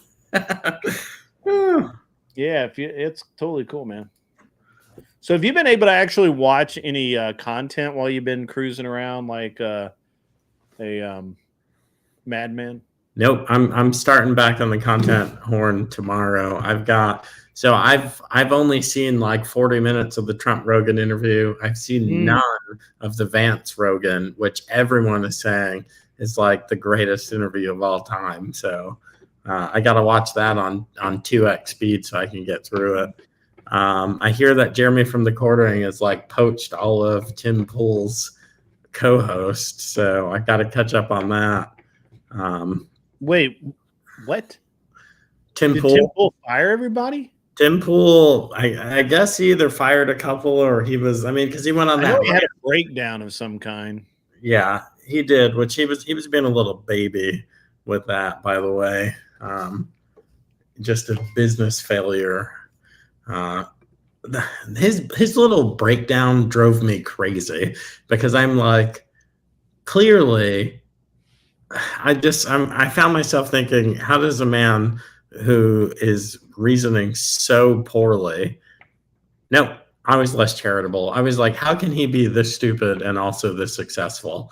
Because he was talking about basic business problems and saying they were impossible to solve. There's no one who could be a COO or there's no one who could do middle management. And I was like, this is the most retarded thing I've ever heard. Like, how is this man bringing in $500,000 or $600,000 a month in memberships alone, and he can't manage a company to save his life? Apparently. I like that DIY. That's funny. I'm sorry. I didn't mean to interrupt you, Joe. I'm sorry. No, it's good. It's good. It seems louder when you start speaking and then when you get quieter. Oh, interesting. Huh. I never use my laptop microphone, so I have no idea what this sounds like. Hopefully it doesn't sound like total trash. It actually sounds pretty good, to be honest. It's clear. Well, great. It's like an overpriced MacBook, so I guess it's good for something. I refuse to use Apple products. Mostly because when Google takes over the world, I don't want them to know that I've been disloyal. So I want them to know that I'm a good Android user and faithful from the moment of the first G1 back in the day. The Google G1. You guys don't remember that? Yeah, pretty good. Michigan Christian, you are correct. When I switched to my built-in microphone, it automatically turned on echo cancellation and auto-adjust microphone volume. So there you go. That's what's happening.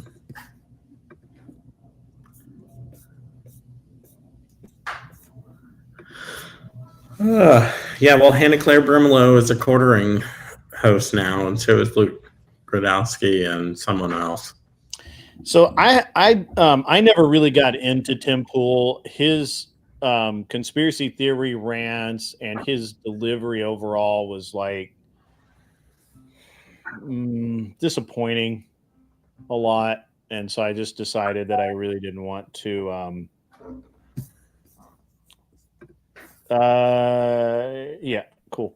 But I just never could get into him, right? Like I just couldn't make that leap. And so, hi, Sarah, how are you? I'm good. How are you?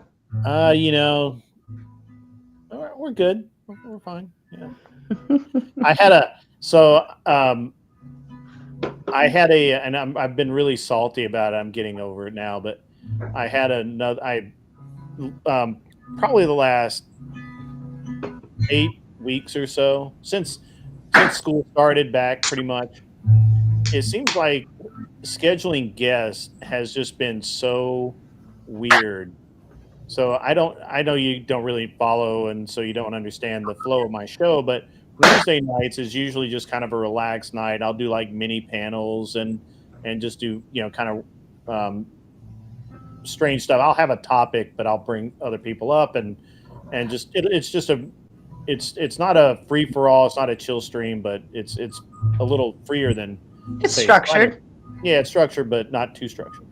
Friday night, I like to have a guest, and I do and it's pretty structured. I have an intro, I have the guests come in, we do about an hour and a half, and then we do an hour to hour and a half of callers, right? Mm-hmm. This is pretty good. And when the guests show up, it works great. I don't know what is going on, but people will commit to show up, and then they don't show up. Who didn't show up? Or they have some half-ass reason for not showing up.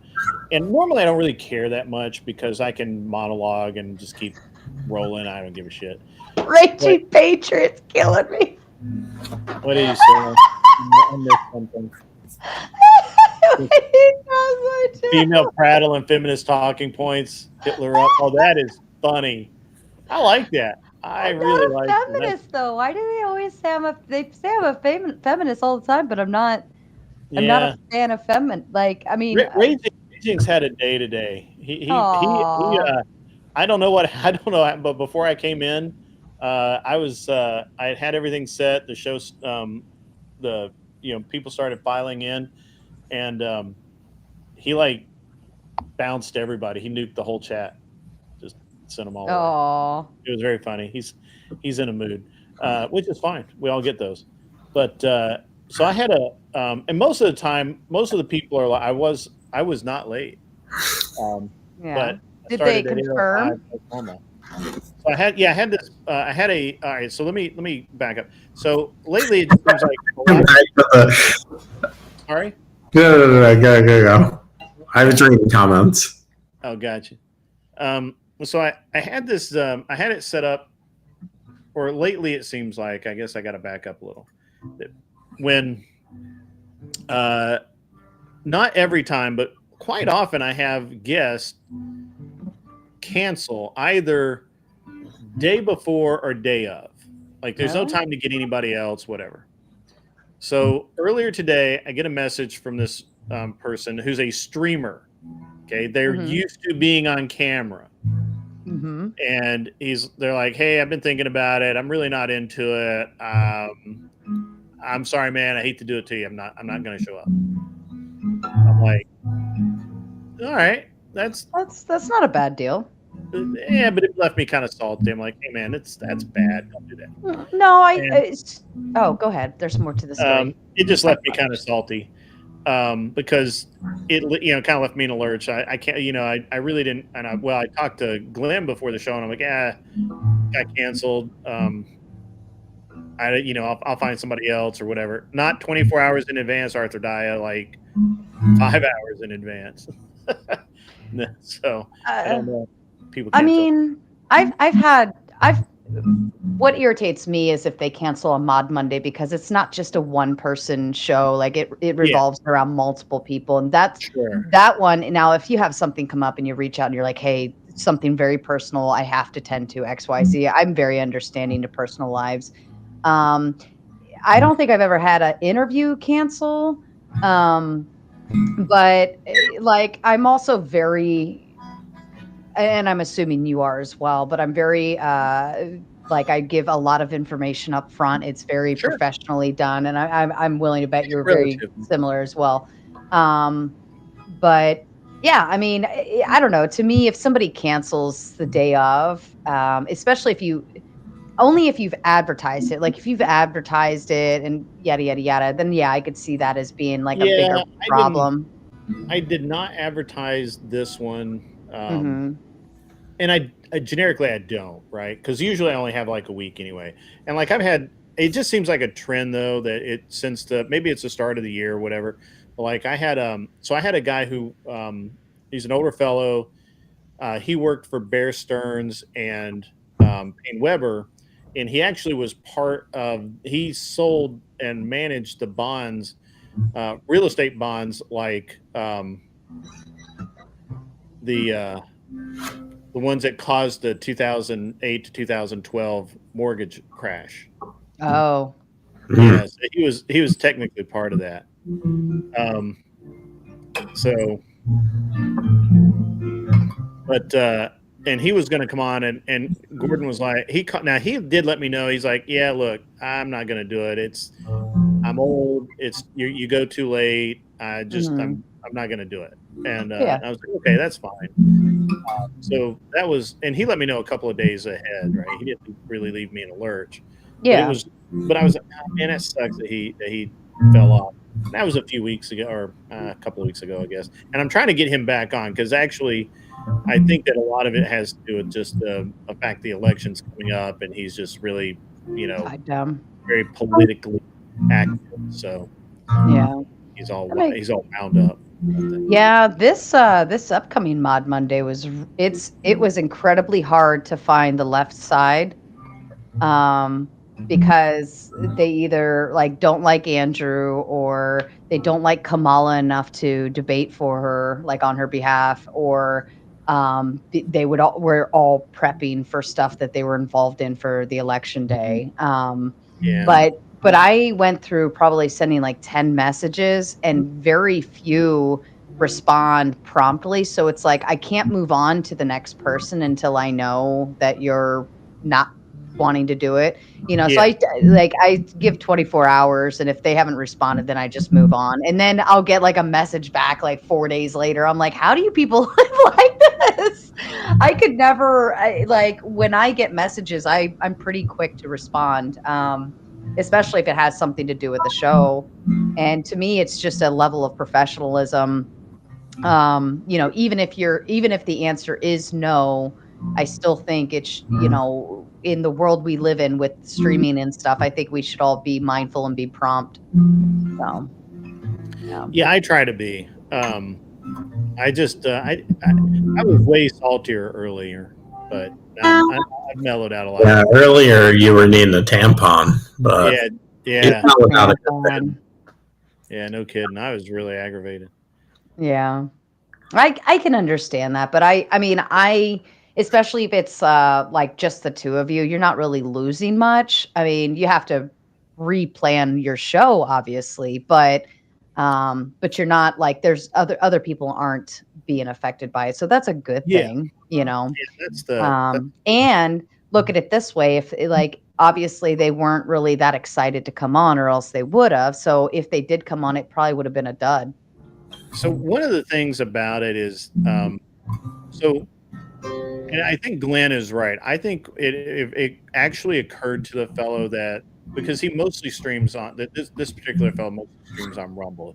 He does do Mhm, YouTube and he does Twitch and he does wherever the fuck else, but mhm, um, and I think that he wasn't going to be able to set up a restream effectively to be able to go to his other platforms, and so he just mhm. lost interest. Which I don't Oh, I don't really understand that because like if I'm on your channel, I'm not restreaming. right? Like that's just and I try and bring my people to your channel so that your show looks better and all of that. And I just Well, unless we share a crowd pretty well. yeah, right. Yeah. And that's part of the thing is that if you're especially and what I'm trying to do generically is I try and reach outside this pool to bring in other people so that I bring in their crowd and maybe I can retain some of them, right? Yeah. And that's actually worked a little bit here and there. But and that's why I think that's a big part of the reason why I'm kind of salty here is because it's a pretty big, for Rumble, he has a pretty big following, right? And if we had some of those people come here instead of be on Rumble, that would have been great. But and we'll see. I'm gonna reach back out, after this is over and explain how salty I am and see where I wouldn't be salty. It's part of the business. Like it really is. I mean, like it's okay to take no for an answer. Or if somebody backs out, I have a rule though. If somebody doesn't show up for especially Mod Monday, if somebody doesn't show up or they let me know last minute that like, hey, I can't do it and puts me in a bind, I will no longer platform them on anything. They can show up for open panels, they can show up for hot seat, but I will never platform them again. They go on what I call the naughty list. And that naughty list. There's a way to cancel. Andrew Wilson canceled on me, but at first opportunity when he thought that he might need to be somewhere else and do something else, right? He DM'd and said, "Hey, this is happening now. I'm still planning on coming." There's a way to cancel, but like you're describing, Sarah, and my TTS coming through. Yeah, no, Mr. there's Boulay 100% way. If something, and I always super chat. Grid is having issues. He's having flashbacks of rejection from his younger years. Turn in your man card, bro. Thank you, Mr. Boulay. I will not be turning in my man card, but thank you so much. Thank you for the $10. I have lowered the super chat down to $10 so that everybody can enjoy the fun of the TTS, and that'll be great. So, and hey, you know what, guys? It is a free for all, so feel free to come at me, bro. Come at me, bro. Because I got up in my field. I really dislike it when people don't do what they say they're going to do. And in this case, I don't, it was just such a weird deal. That's fine. Whatever. Yeah.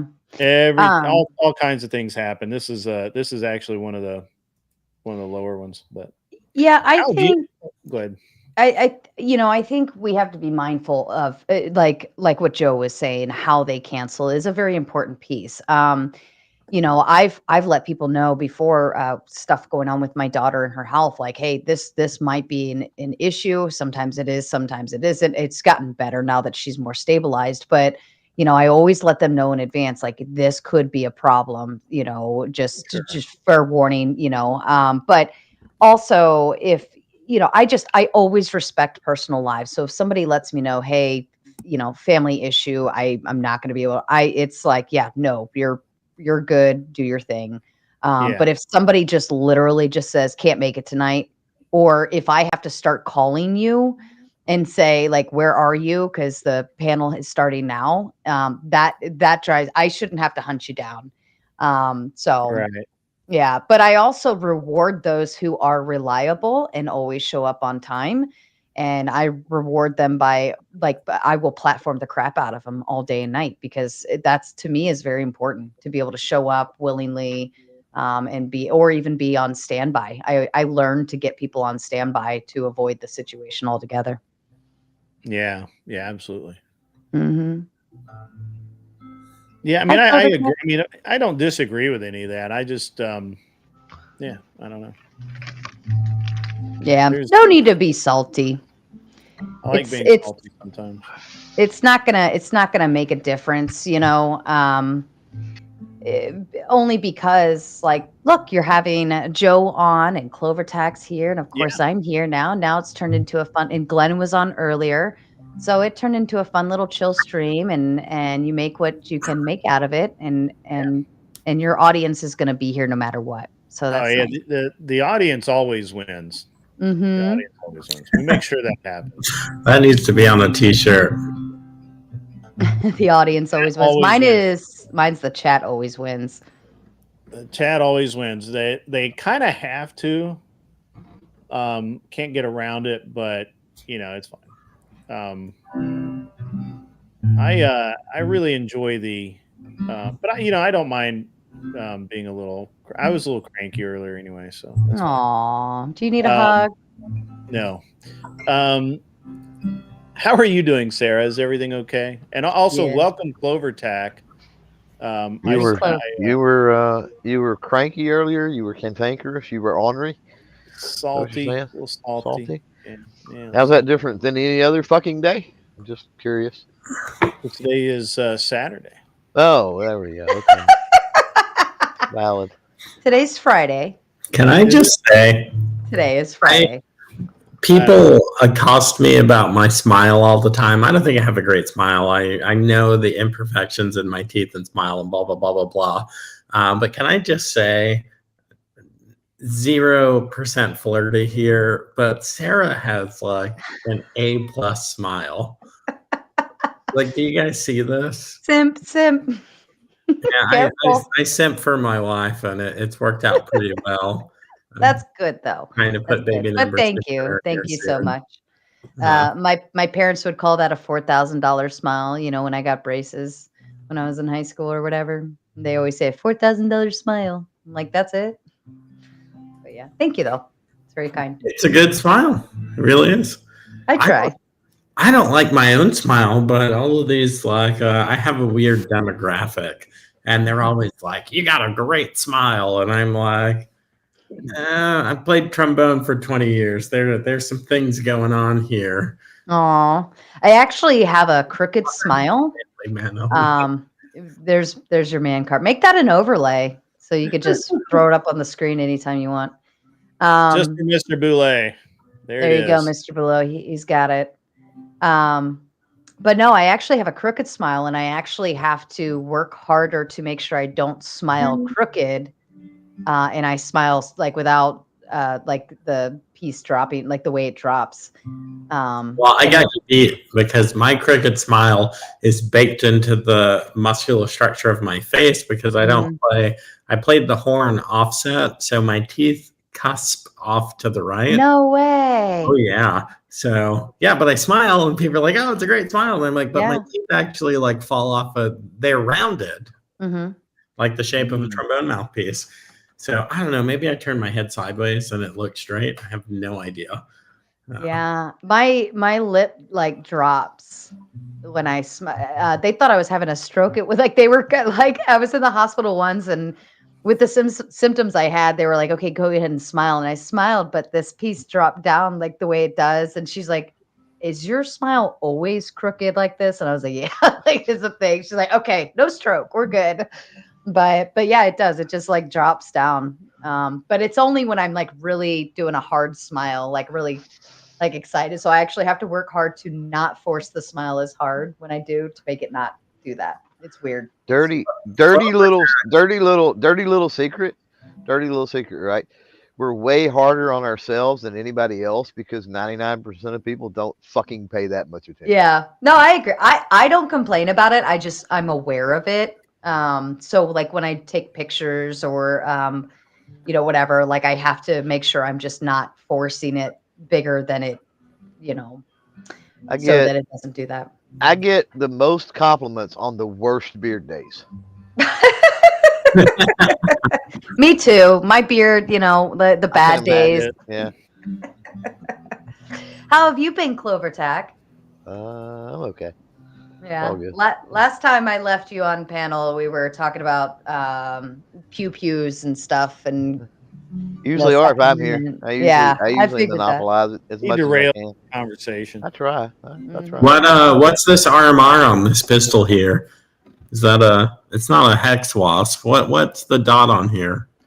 What is the dot on that? I don't even remember, man. That is a Siley, I think. I think that's a Siley. Oh, I've never even seen one of those. Well, except for in your image here. Yeah, I think it's a Siley, I believe. I'd have to go look. But I think it's Clovertat's got a winning smile too, but every time you're holding a pew, you know, you can't. Yeah, you can't help. Yeah, exactly. Yeah, yeah. Or giggle. It's funny. That's one of the things that my wife picked up on pretty quick when I started taking her to events, and she would film during the range days. She would film me, and then I would for the B-roll and the stuff, and then I would film her vertical. I started doing that so that I would have shorts to put out. Oh. And one of the things she noticed is she's like, you realize on certain things, like you giggle when you. And I'm like, when I'm shooting something new for the first time, if it's fun or there's something that surprises me or whatever, I giggle like a little girl. It's fun. You know what I do? I make sound effects for things that make their own sound effects. Like when I would drive stick in high school, I would like make engine sounds, and I'll be at the range, and just before the normal sound, like if I'm gonna rack, I'll be like, shh, and then I'll do it. It's so stupid.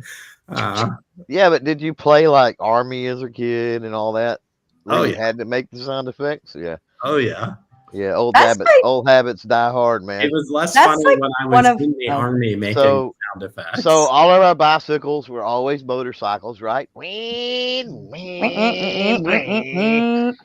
Yeah. And so you had the sticks or whatever you were using, you had to make the gun sounds with those. So that's it, it's that reinforcement that just stays with you. That's probably my favorite thing to play with my son is like anything because he likes race car stuff. He loves any type of driving vehicle. We've got like a dump truck, we've got a garbage truck, we've got race cars, we've got everything, and I get to pick my car and then make the sounds as I'm going around, zooming and blah blah blah blah. That's probably the funnest part of it. It's like being able to make the sound effects. Yep. All So right. you said that was your wife's Alvarez? What? Oh yeah, this is my wife. So I didn't even know when you asked. It's an 8070. Nice. Is it acoustic electric or is that just? It's acoustic electric. Yeah. And are you plugged in? Are you plugged in now? I am not. Really? It sounds almost like it's plugged in the way the mic's picking it up. Really? Yeah, it's interesting. I'm in the garage. Alvarez is good stuff. I've got a buddy that his dad owned an Alvarez for years. That was one of the best playing guitars I've ever played. This $500 guitar sounds pound for pound equal or better than a almost $2,000 Taylor that I have upstairs. So I play this thing all the time. Now I'm jealous you got a Taylor. It's crazy. Yeah, but maybe I'm a sucker though. So my wife, she knows a lot about. We both have music degrees, but she doesn't really know about instruments. So her and her dad just went to the store. When you're getting a music degree, you essentially, no matter what your instrument is, you have to also play piano or guitar. Those are just the rules. If you are a pianist, you have to play guitar and vice versa. So anyway, the keys are all the same. Everything's the same between, because like I have the guitar, but I also have like a stand-up and it translates just exactly the same to each one. Yeah. That's why they make you do it. So me, I'm like smelling the woods. I'm like finger banging all these guitars. Her and her dad like walk into the store and they're looking at like price tags. And they're like, oh, this one, it seems middle of the road. It's like $4.99. Let's grab it. This is a freaking outstanding guitar. I ask her about it all the time. Like, do you remember anything about the day? She's like, no. I was like, did you play it? She said, no, I don't think we did. It's freaking ridiculous. Just got lucky, man. Just got lucky. There's a lot of junk in that $500 price range. Yeah, a lot. Yeah, this is a great guitar. We bought my son an Ibanez with the. That's what I'm playing right now. Yep. It's an electric acoustic and has the tuning thing built into it. And where he can just like hit the note and it like lights up a light or something in the electronics of it. And Is it Sunburst Blue by chance? no, it's black. Oh, okay. Yeah. I think that was one of the colors it was offered in. Yeah, there was like a light. the lead singer for Coheed and Cambria, one of his signature guitars is a Sunburst blue acoustic electric Ibanez with gold pickups with gold tuning knobs. I forget the word, hardware. I used to have one of those, man. I sold it when I was getting out of debt. Beautiful guitar. It sounds so good. Yeah, so this is a like really inexpensive guitar, and it sounds really good. Even with like my son playing it, who he's actually really musically inclined. He's doing violin this year. He just had his first school concert last week, actually, and he did really well. And he picked it up like really quickly. So Ibanez has got some great instruments. Yeah. This one here is Ibanez Performance, just acoustic. I don't remember this one. I believe it was a birthday present, either birthday or anniversary for my wife. Maybe, I don't know, 5-year, 10-year era, somewhere in there. And then I've got this, and I've got my grandfather's Yamaha acoustic, and that's the only ones I've even got left. My son has pretty much commandeered everything else, but I don't do anything but just back porch picking mostly, so these two are plenty for me.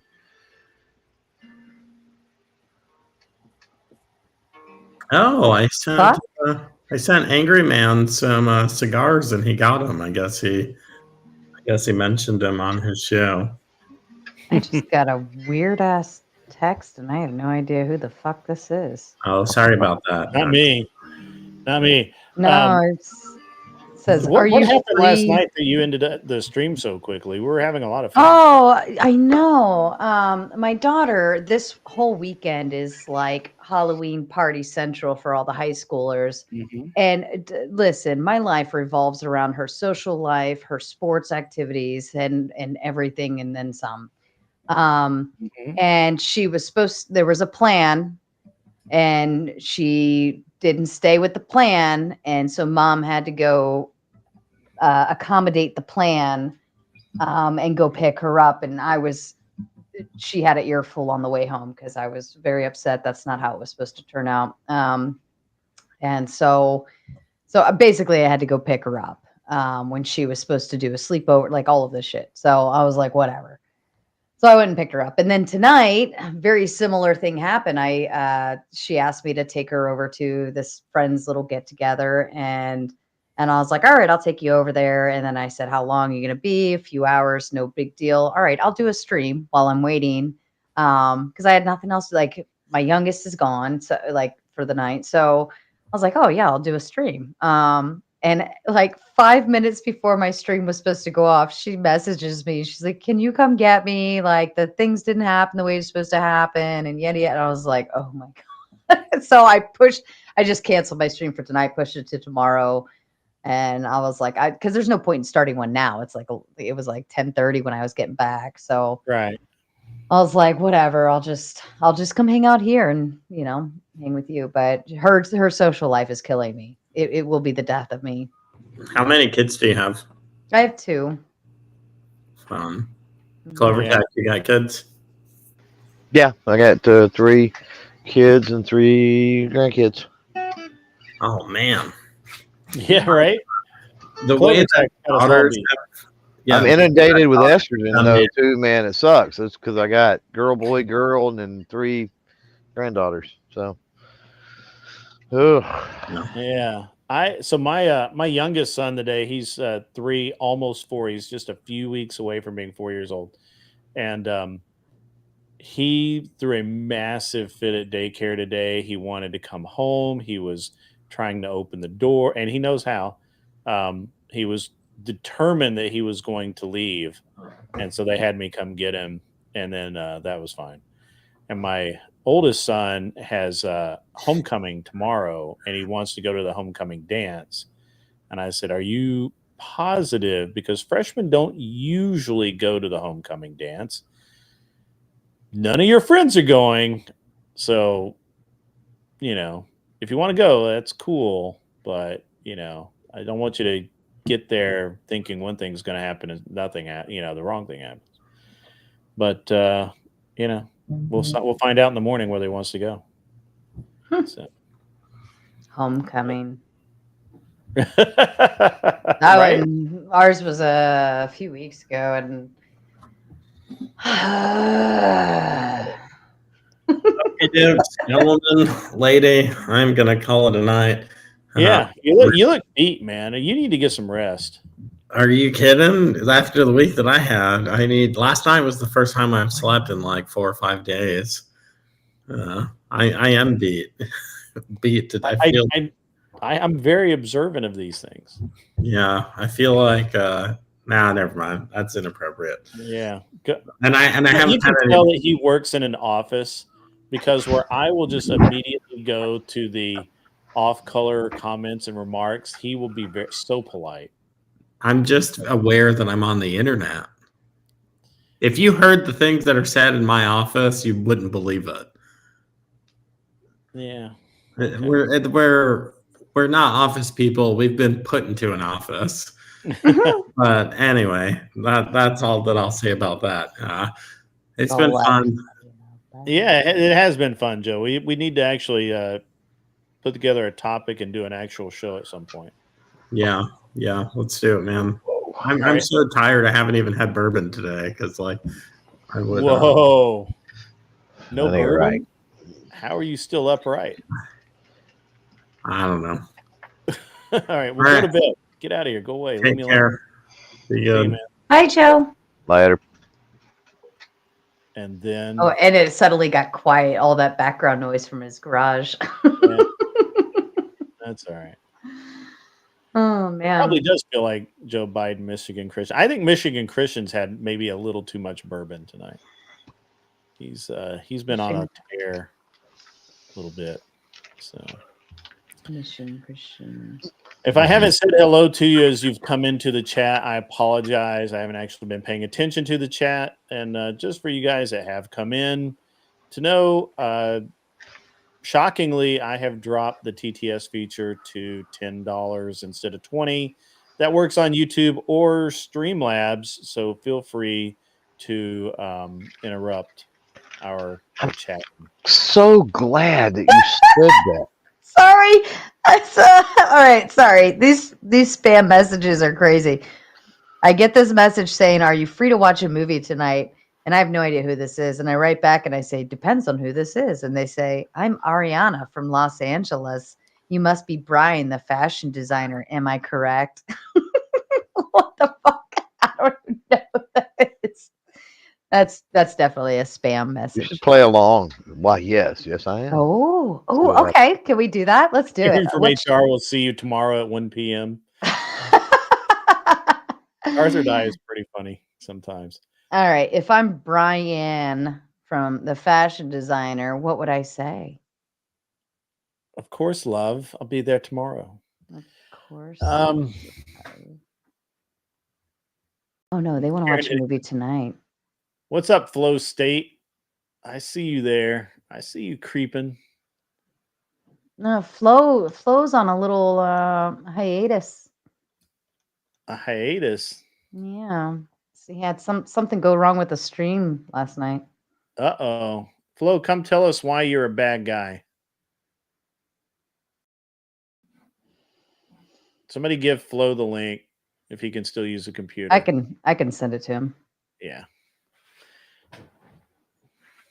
I gotta go back. You know who I kind of want to have a discussion with is Prancess. I kind of want to just kind of see where that is. Oh, I love Prancess. He's funny. I know you do. He's there. I sent it to him. He's riding while Katie drives. Good. That's a great time to stream. Oh, are you heading down to was it Tennessee, I think?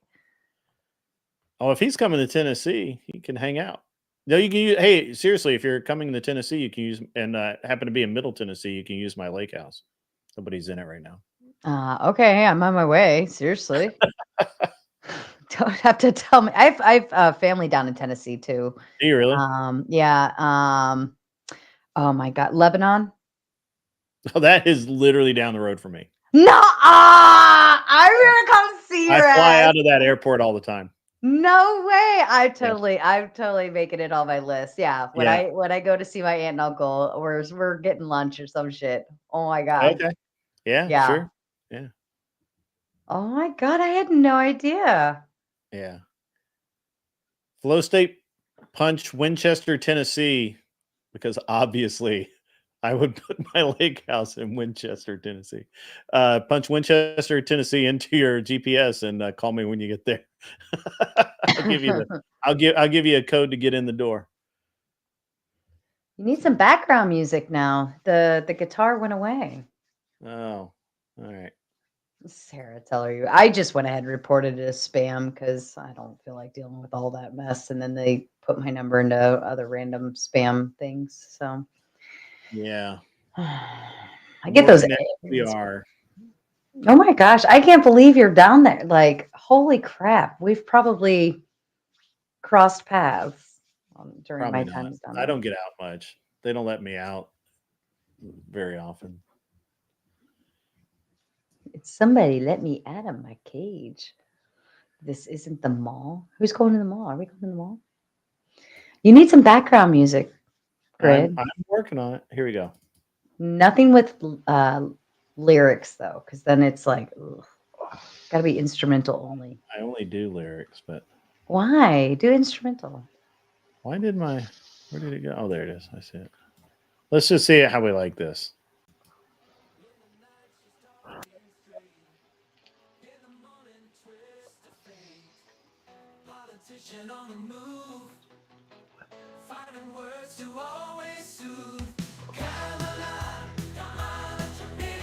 I could just sit here and dance and look pretty.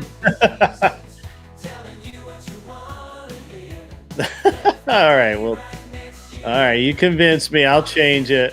I'm sorry.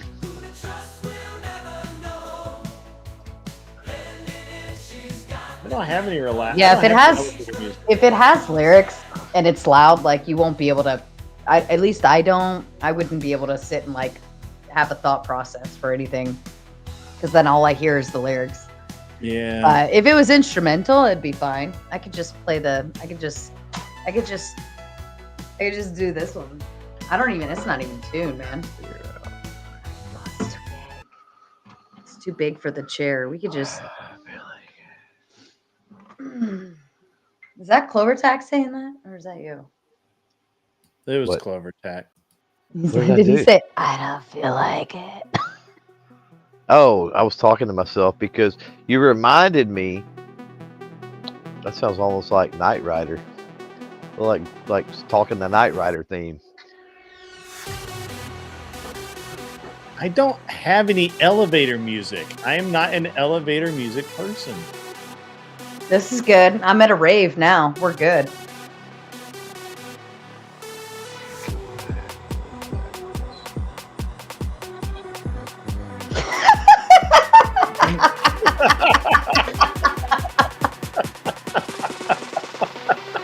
One, 2, 3, go. Oh, you did that right. Oh, that's funny. So, yeah. So I spent I I can't hear anything now. All I hear is music. Okay, I'll turn it down. I have a lake house in Winchester, Tennessee. It's on Timms Ford Lake, or it's just off of Timms Ford Lake, and it's like fully furnished and everything. We use it as an Airbnb for the most part, and then it's just the slowest time of the year for it. Really? Yeah. When does it? I'm guessing the spring, summer. Oh yeah, the spring, and especially the summer. Like you can't Really? book it. I mean, people book it in like 1 week, 2 week increments. So it's Where's like, where's Winchester at? Let me look it up. How far is that from Lebanon? it's an hour and a half. Oh, because I know they were planning on doing another family reunion down in Lebanon. I skipped out this past summer, but they were talking about doing oh no, they're gonna do it out in Missouri. Never mind. But I wouldn't. If it was a little closer to Lebanon, I probably would have like hit that shit up. Yeah. Well, I know a lot. Like, I've offered it to Andrew and Brian both to if they just need to get away and like hide for a while. Like it's a pretty good. Why do I not need to hide for a while?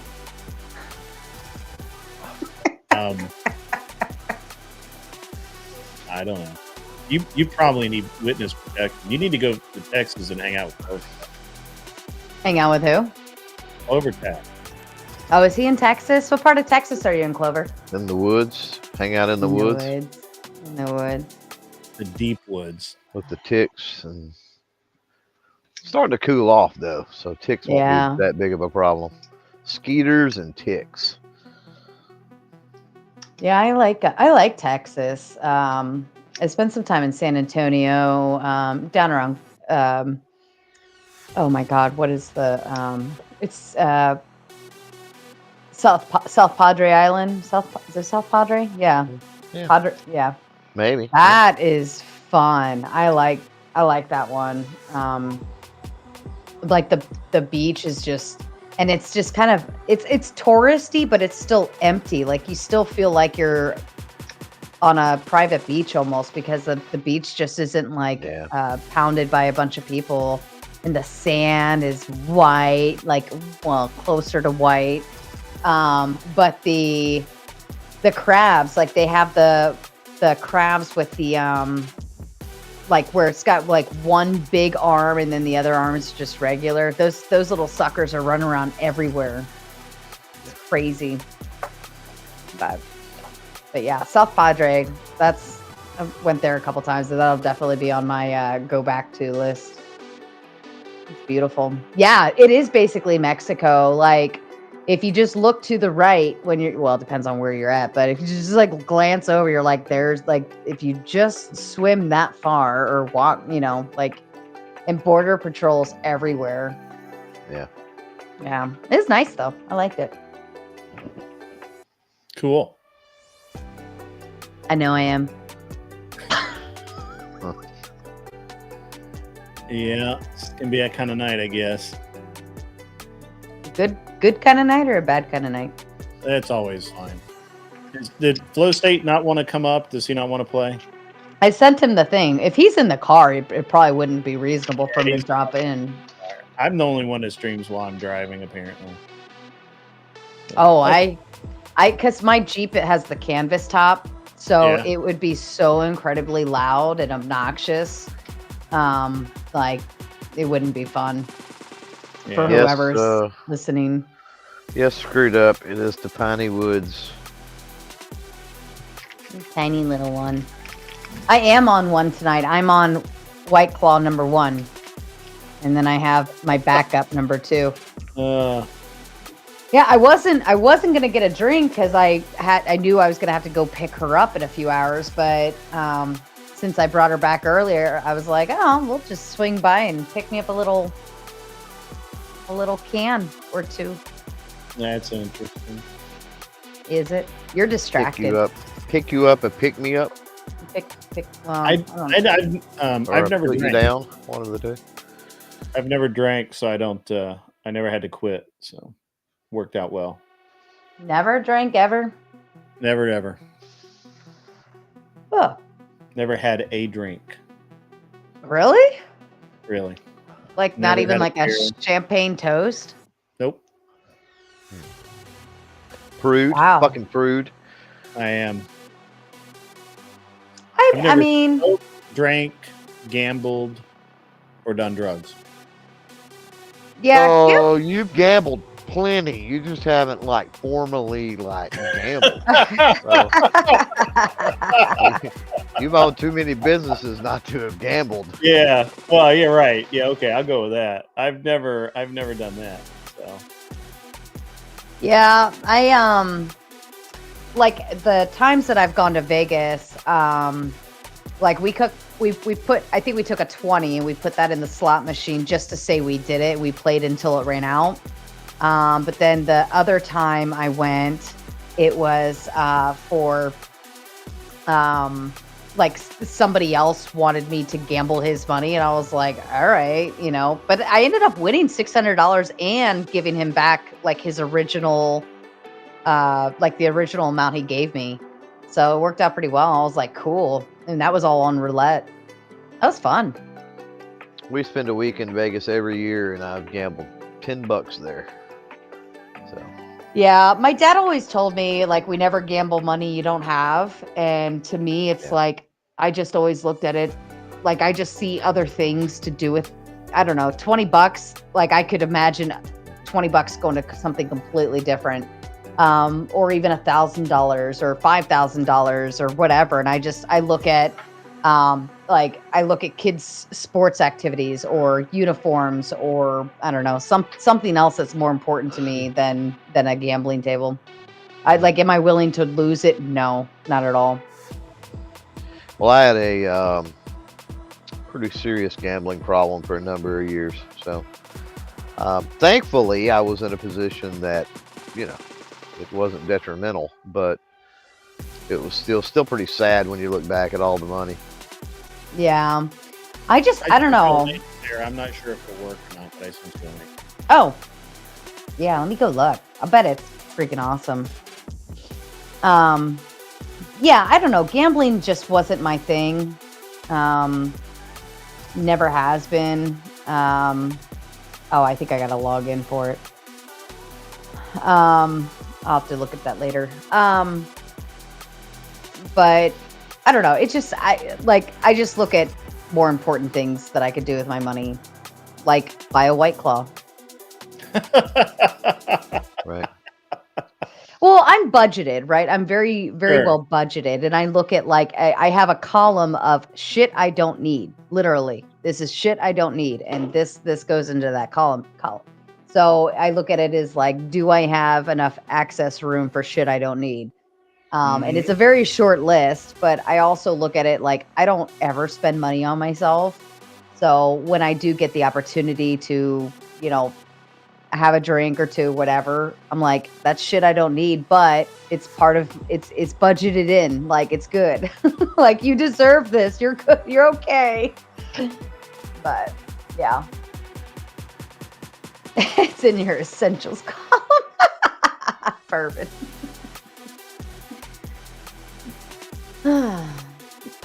So yeah. You set your budget. A rise funny. Bourbon is it. See, the thing is I mean, like all throughout college I had like really good or my roommates were really good alcoholics. I mean, they were at least semi-pro. A couple of them could have been professional alcoholics. And but I was always a designated driver. None of them ever really pressured me to drink or anything like that. I think it's just my personality that doesn't lend it to me being pressured that much. And but it was really hilarious. You know, we'd go out, they would drink pitcher after pitcher of beer, and I'm over there drinking Coca-Cola or water. It's hilarious. Really? Yeah. I don't have a problem with being the DD. That's never bothered me, but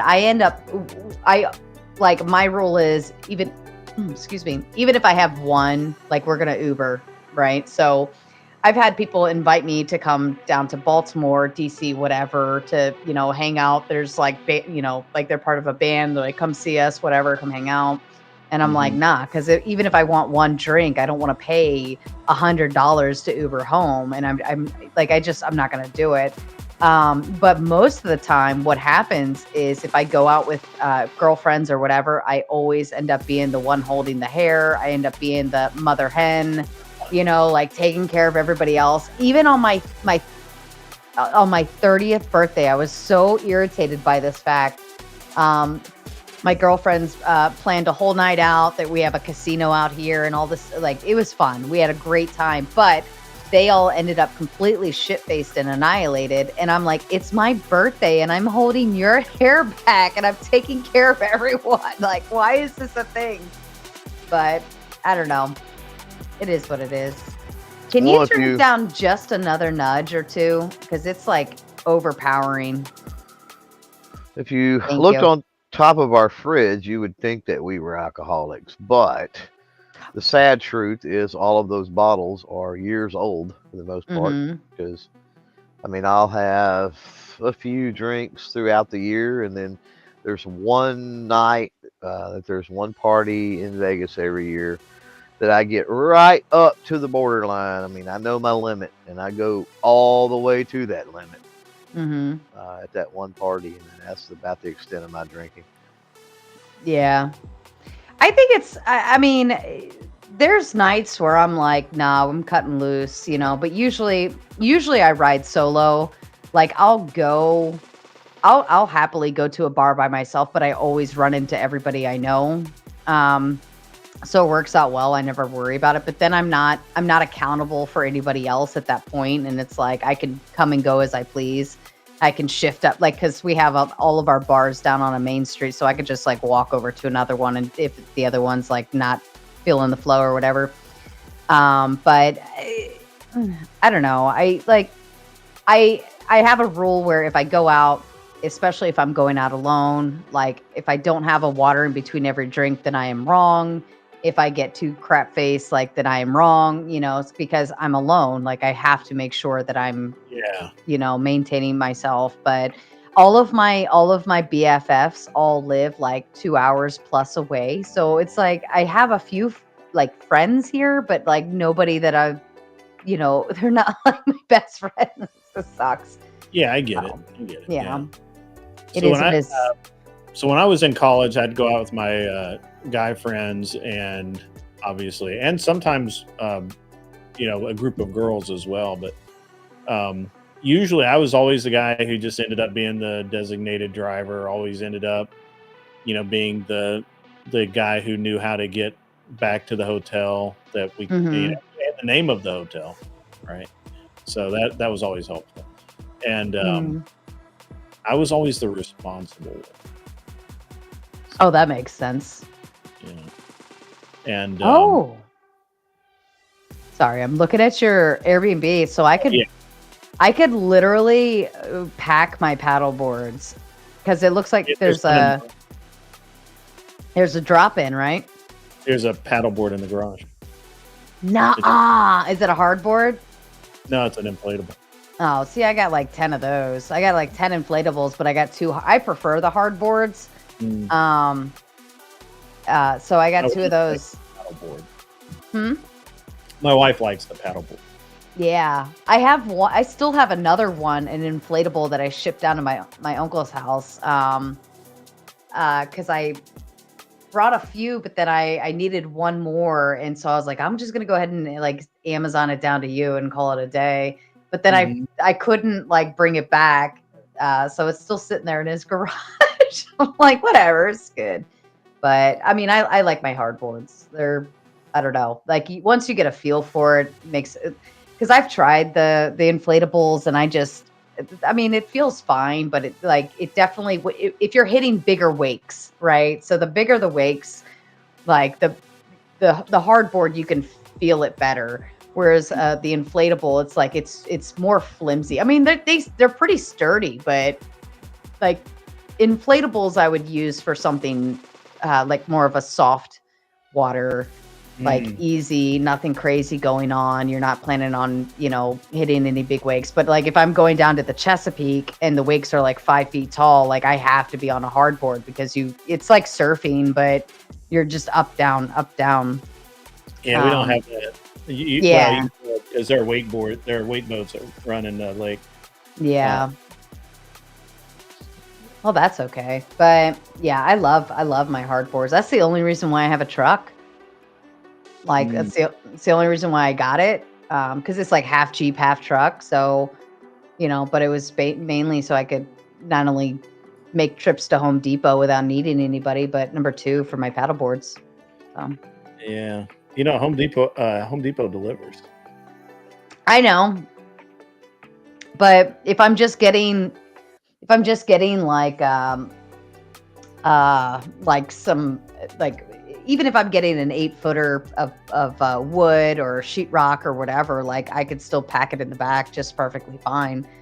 I mean, I just need a buddy to help me get it on and off, but it's significantly cheaper. Like if my dad comes down, we could still take the truck and go out and get it. It's no big deal. Or we could take his, but either way, I don't know. Like between all of the mulch and lumber that I get from Home Depot, it's a huge difference. Much different from driving around in the minivan, right? Yeah, absolutely. What's distracting you, Grid? You're somewhere else. No, I'm just I just was looking for something. I just sent it. Oh, it's for me. Yeah, that looks really nice though. Yeah. Oh, snap. Yeah. That was Yeah, the inflatables aren't bad. They're not bad by any means. I've used them several times. I have plenty of them.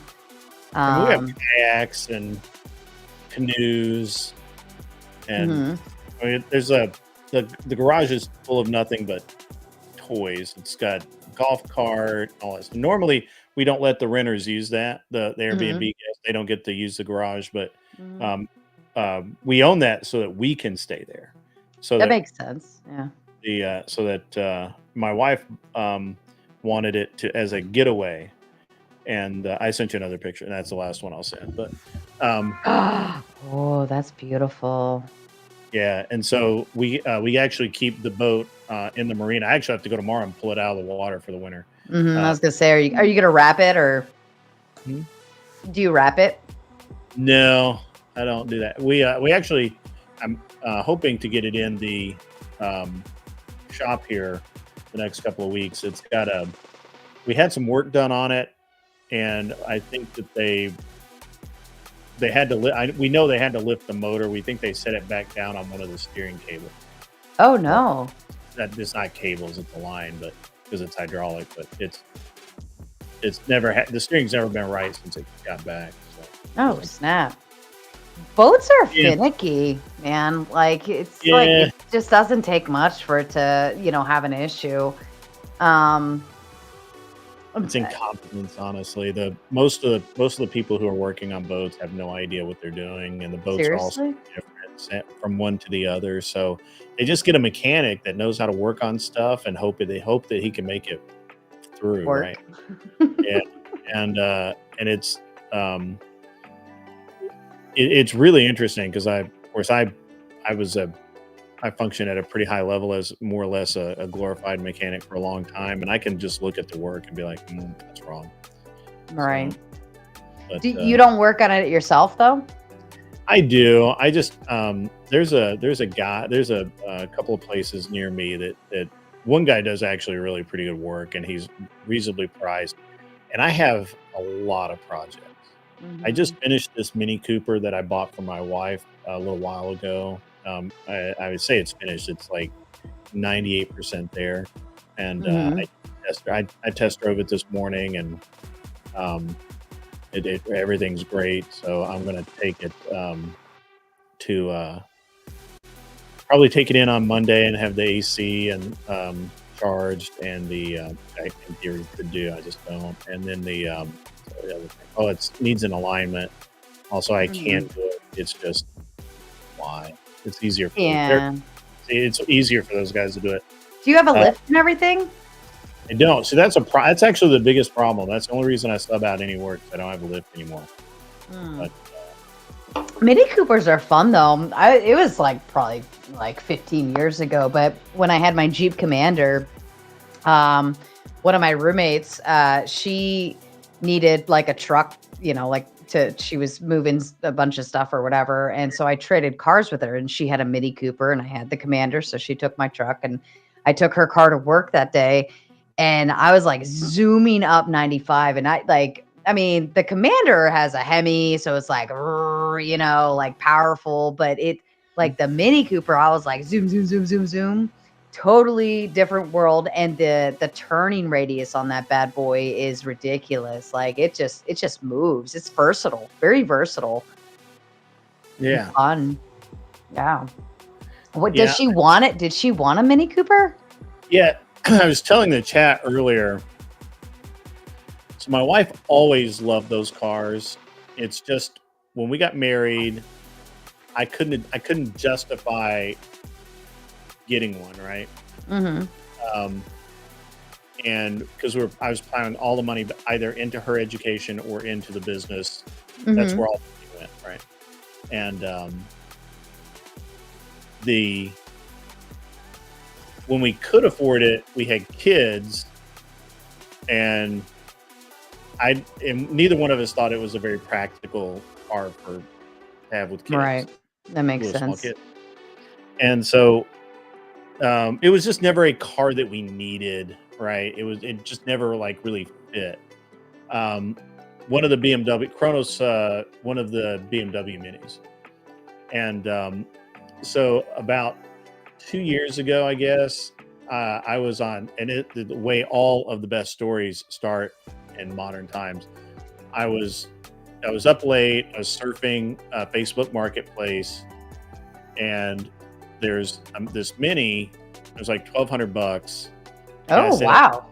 Yeah, the guy said it had a blown head gasket, and I'm like, I can fix that in a weekend. It's no big deal. Really? And I went and looked at it, and it was far more taken apart than what a blown head gasket should. Maybe that was how they got to figuring out that it was a blown head gasket. Yeah. So I thought, so at that point, I thought it was just incompetence, right? I put a lot of things down to just people being completely incompetent, and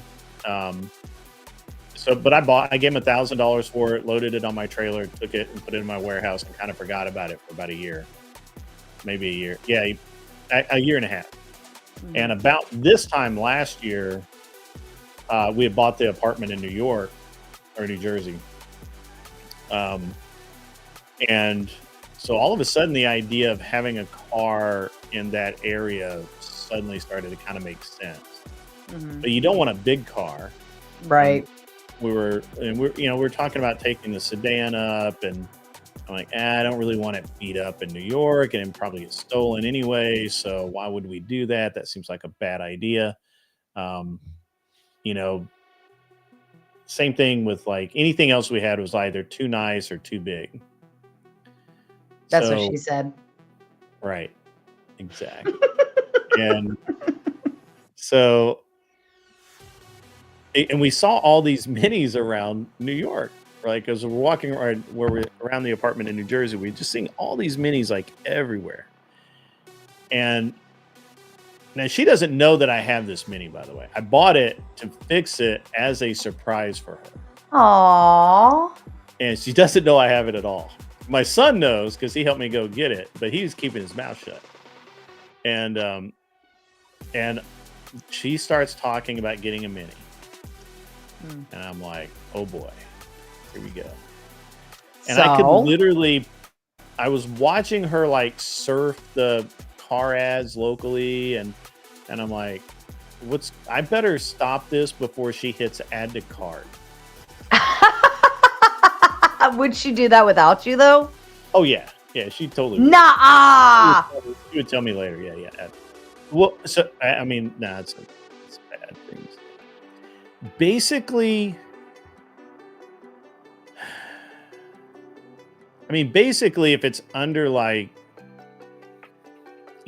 a specific amount, it's not worth the discussion. Just go ahead and do it. Mm-hmm. That's a good rule. Yeah. And so she wouldn't have bothered that. I mean, she would have just done it and then told me about it, and it would have been, and I would have been like, yeah, okay, whatever. Normally, but in this case, I was like, I better stop this. We're going to end up with a lot of minis. And so I told her, I'm like, hey, I have this Mini. It was a surprise for you. Surprise. And it's not done yet, and I'll fix it. And so one of the things that it's probably weird about me that other, and this is like hugely boring content, but whatever. One of the things that I find interesting and truly fucked up about myself is that I cannot just let things go when it's for me or my family. So I took that car almost completely apart. It is basically a brand new car at this point. Wow. It has all new front suspension, control arms, bushings, ball joints. You had fun doing that. All new brake. I mean, all of the entire braking system is brand new. The engine, the engine that came in the car had actually had it had thrown a rod, so it had a hole in the block. What's a rod? So I got another engine, put it together. And now the thing is that this all took time, and my wife is like, I want a Mini now. And so I bought another. Nuh-uh. It did. And I bought another one, and it was fine. I want a Mini now. Okay. Yeah. Well, that's how I solve problems, and it's the easiest way to solve a problem. And yeah, and so I bought it, and this one was an automatic. I didn't really want an automatic, but I figured, hey, you know what? That kind of makes more sense in the city. Yeah. So yeah, you wouldn't want a manual in a city. Yeah. So now I've again, my personality kicks in. I have that very specific OCD, and I did almost the same thing with that car. And it's got some weird electrical problem with the transmission that I still need to figure out, because it's all computer controlled, and it's having a comms issue. But regardless of that, so we have a couple of minis. I actually have 3 minis now, and I always end up with 3 of things. And Three's the charm. Apparently, yeah. So I finished the first one I got. It's pretty much done. I painted it. I just buffed it out yesterday. It's pretty again, and all in one piece. And so what color did she choose? Oh no, it went back to the original red and white. It's like a cherry red. They call it chili red, yeah. Oh, very nice. Very nice. And I put all new headlights in it. I mean, it's basically a new car. And so I've got that one pretty much done. The white one is pretty much done. It just needs to go to the Mini guys to have them do whatever the transmission needs to make it happy. I keep threatening just to rip the automatic out of it and do a manual swap. Well, so my question to you is, do you find it to be more problematic with all of the new computer stuff when you're redoing a car, right? No, or is it easier if it doesn't have all of the computer crap going on? No, for me it's way easier with the computers. I came from I'm in that period of time where I started working on cars with carburetors, and I hated fuel injection, but I also hated turbochargers because they blew cars up, and because you could never get them really tuned perfectly. And then I got into fuel injection, and I came into fuel injection and all the electronic stuff at a point in time where to even touch the computer while it was hooked to a car was like a massive amount of trust in you, because there were so many unknowns, and they were so sensitive. And I can't even tell you the number of cars at the racetrack that I saw have an ECU bricked because they connected wrong, or the battery went dead while the computer was connected, because they didn't have all the safeguards they have now.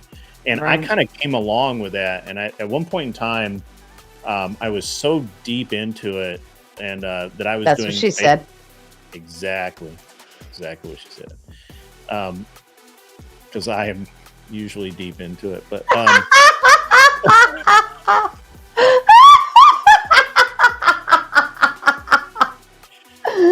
and so I did the beta test work for AEM Advanced Engine Management ECUs, and I did a lot of work for a lot of people with weird stuff, and I had a discussion one time with. That's definitely what she said. Yeah. I had a discussion with one of the engineers there, and this guy set like land speed records and stuff, and he's like, you know why we like you so much as a test guy? And I'm like, no, because I actually answer my phone. That would be the first. That would be that would be. Because they were always complaining about not getting any feedback and Mm-hmm. not being able to get, because they would send these things out and to people who were supposed to be testing them, and they would never actually get any response or reports. And I was calling them like almost once a day, man, hey, this stupid thing's not working. What'd you do? And and the other thing is I used where most people were using the bare minimum to make the car run. I was using like 60 to 70% of the ECU's capabilities. Mm-hmm. And the only reason I didn't use 100% is because the car didn't need it, right? Because we didn't have air conditioning or automatic transmissions or whatever. And they were really, it was really an interesting dynamic between when I was doing the test work, not just for AEM, but with some other people. And I mean, at one point in time, like if you owned an Evo 9 and you downloaded the startup the calibration file, mm-hmm. You're welcome. That was mine. I did that. I had like so much dyno time in it, and literally they didn't change anything from the time I sent them the file to the time they posted it online and included it in the download. When you download the software and it has Mm-hmm.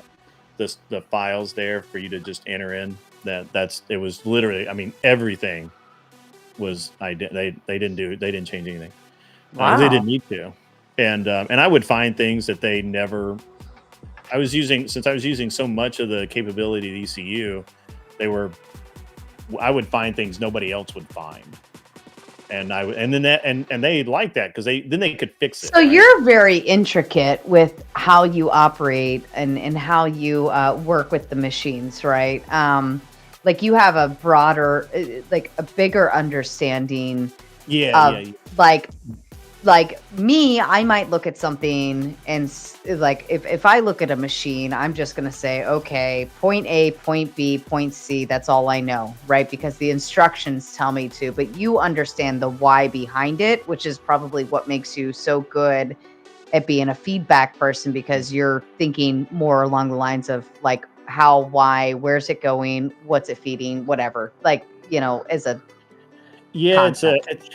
It's kind of a combination of being able to visualize what is supposed to happen and then recognizing what is actually happening. Right. And then, see, like if I were to look at something like that, I wouldn't know that. Yeah. There's all these disconnects, right? And the way my brain works, it just kind of like links everything together where it needs to be. And I look at systems in general as a complete system, and then I break them down into smaller systems, which is why, like, and I do that with everything. Like even the rifles I build for competition, when people, I actually don't like people to shoot my rifles anymore because they're like, wow, how do you even miss? Like, what is wrong with you? Like, what is going on? Like, this is stupid. Like, if I had this, I would never have a problem. I'm like, well, because I look at it as a complete system. You look at the holistic picture, right? And then I break it into its very smallest components, and I start optimizing from there. Right. The same thing with a car, right? So and with the airplanes and boats, and it doesn't really matter. And human beings are the same way. It's like you still have to breathe. You still have, you have fluid that needs to go from one place to the other. And if it's leaking, you gotta stop that. And so, it's just but in other areas, I really don't give a shit, right? Like, so I have a very particular kind of OCD. I'm not I'm not one of those people who can't walk on cracks or things like that. But you know. So my prior employment before I got to where I am now, I did a lot of compliance, but also a big piece of that was operations. So like I was an operations specialist. And so basically I took like the goal of where we had to go and I broke that down into workflows and how we have to operate in order to get to point, B. So that's how I view like your concept of mechanics, right? Is the same Right. thing, like just breaking it down. Like there's a holistic picture naturally, but how do we break this down into little tidbits and making sure the boxes get checked per se? So yeah, well, I mean, I see that. If you're a real, if you're an actual technician, there's a flow chart of if-then statements Right. that you need to follow, right? So if Right. this, then that. If not that, then this. And if Right. if both are true, then this. And so you have to be able to logically follow that. And that's where I think a lot of mechanics tend to be pretty logical. A lot of successful mechanics tend to be pretty logical. The people who just kind of are parts changers, they're not really logical. They just do what they're told, right? Like they're functioning on a level of repetition, and they've been told how to do it so many times they can do it, but they can't recognize a problem, right? And that's they can't solve the why. yeah. And that was my job, was to create the if-thens, right? So I created the workflow. So if you start here and then you spawn off into like, is it yes, is it no, is it this, is it that, is, and if this, then follow to the next one. If that, then follow to the next one. If this, then follow, So it was my job to break that down, to get to the ultimate goal. So I can comprehend what you're saying about like the mechanical portion of that. And that's just a logical breakdown. That's all that is. Yeah. It's just an application of logic in a very specific way, and having a lot of really weird knowledge, right? Like understanding what, and I had this, I'll tell you in a second. I am Michigan Christian. I am not Brian. I don't need to pick lint off of people's shirts or anything. But my wife thinks the most hilarious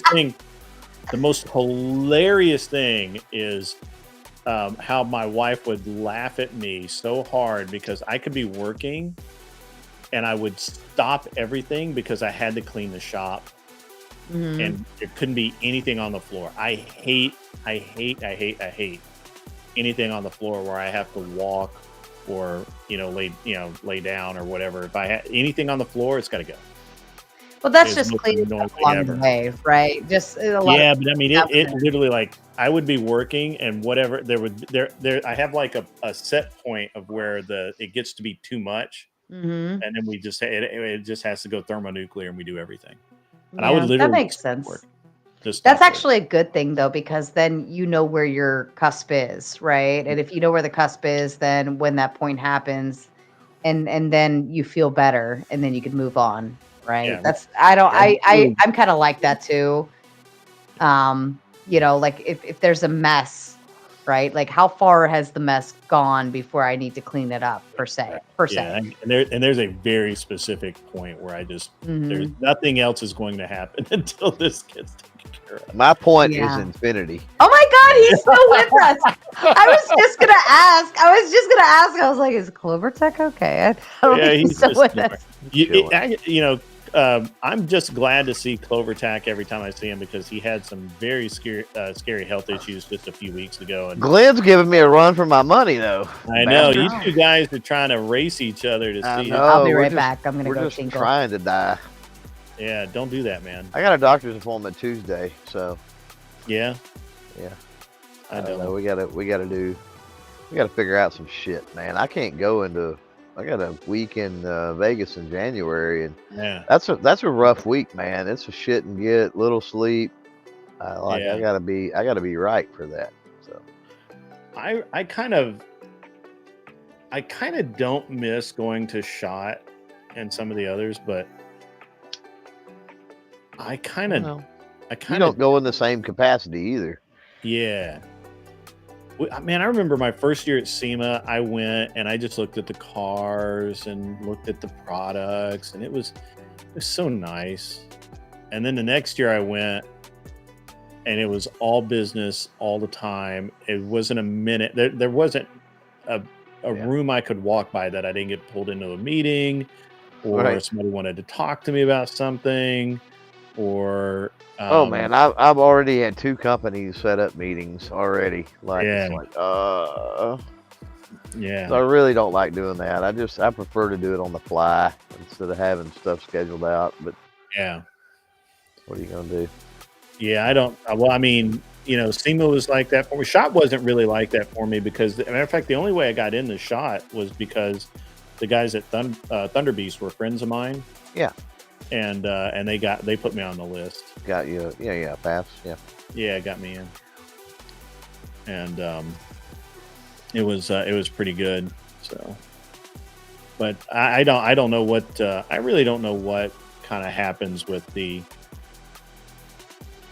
that change from just going as like a nobody or a buyer only to being like the shop owner, manager guy.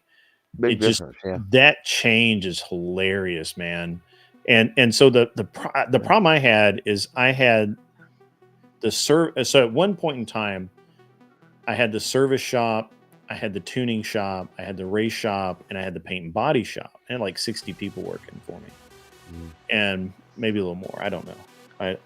But so I would have a meeting with like BASF or PPG for paint stuff. And those meetings would last a long time because most of it is just them telling me how great their new product is, and when it might come out. And then and what they think it's going to cost and how it's going to save me more money because we're going to use less product, and it's so much more temperature stable, or whatever it is. Yeah. And then it never actually hit any of the things that I wanted to talk about usually. And then I would leave the paint and body area, and I would get like smacked around by the service guys who wanted to sell me like 10 tire machines or whatever, I don't know, but we're the newest tire machine. And it was always interesting. Not Shot, but SEMA for me was crazy. Yeah. Well, it was nuts. I don't want to say thankfully, but I guess thankfully. It's backstage. It's gotten to the point. I don't know. I can't see. It is Flow State in a hotel room. Hotel. Yes, sir. God damn! I thought you were going to get back safe forever. Turn your phone sideways; it'll come through just fine. Well, I've gotten to the point now that we double dip because I've usually got a company that will get us in under exhibitor as well as the standard media. Yeah. And so that just allows you to get on the floor early and after hours, and you don't have to worry about all of that. Just flip the badge around. But that all kind of started from a few years back. Had a company, really good friends with the channel, and they had a guy. They had just started setting up their booth, and they have a big booth. I don't even know, but like, good Lord, like 20 by 30, or I don't even know, but it's one of the bigger spaces, and he had a heart attack. He ended up having to have. He spent like 3 weeks in the hospital in Vegas. Had open heart surgery. Like it was a pretty major ordeal. So they were freaking out because they were down, him and his son basically, and so we stepped in, helped them set up, and we had to help them sort of manage the range day, and go help them out during the shot, and then help with the tear down, and so got a lot of insight with that, and have had to do several other things like that, over the years since. But man, it really gave me respect for the companies that go as media, like as busy as as you can be. There's some fucking YouTubers and whatever, and they go and all they do is go and hang out. They don't view it as as work, or really try to work it. I mean, it's oh, they get to hang out and see these people or whatever. And for me, it's all about the ROI, man. I want to go and set the year up, and I want to make money. Yeah. And yeah, that was just a whole other dynamic, like mad respect, because even though I do go like that, I could just go and fuck off, if I wanted to. Like, I'm not, I don't have to do that. I don't have to work that hard. And with them, they have to. I mean, they're there. This particular company at that we helped out that time. I mean, they're into 7 figures. You know what I mean? By the time that they have all their space paid for, and then you got the electricity and the carpet, and then you got the booth, you got all the shipping of the products out there and back, and hotel rooms and meals for employees and travel, and just all the different things they've got. These companies spend a lot of money to be out there, and then it's 8 hours, whatever it is, every single day on the floor in one booth, right? Just talking to people over and over and over and over again. They very rarely do they get a chance to go walk the floor themselves. So it's just gives you a level of respect, man, for the people that have to put up with all that. Yeah, SEMA is really cool. You should, if you like car stuff. I know quite a few people that are gun tubers, but then they have car channel stuff too that go to SEMA.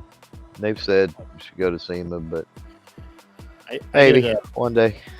I did SEMA, PRI, SHOT, and NRA a couple of years, and it was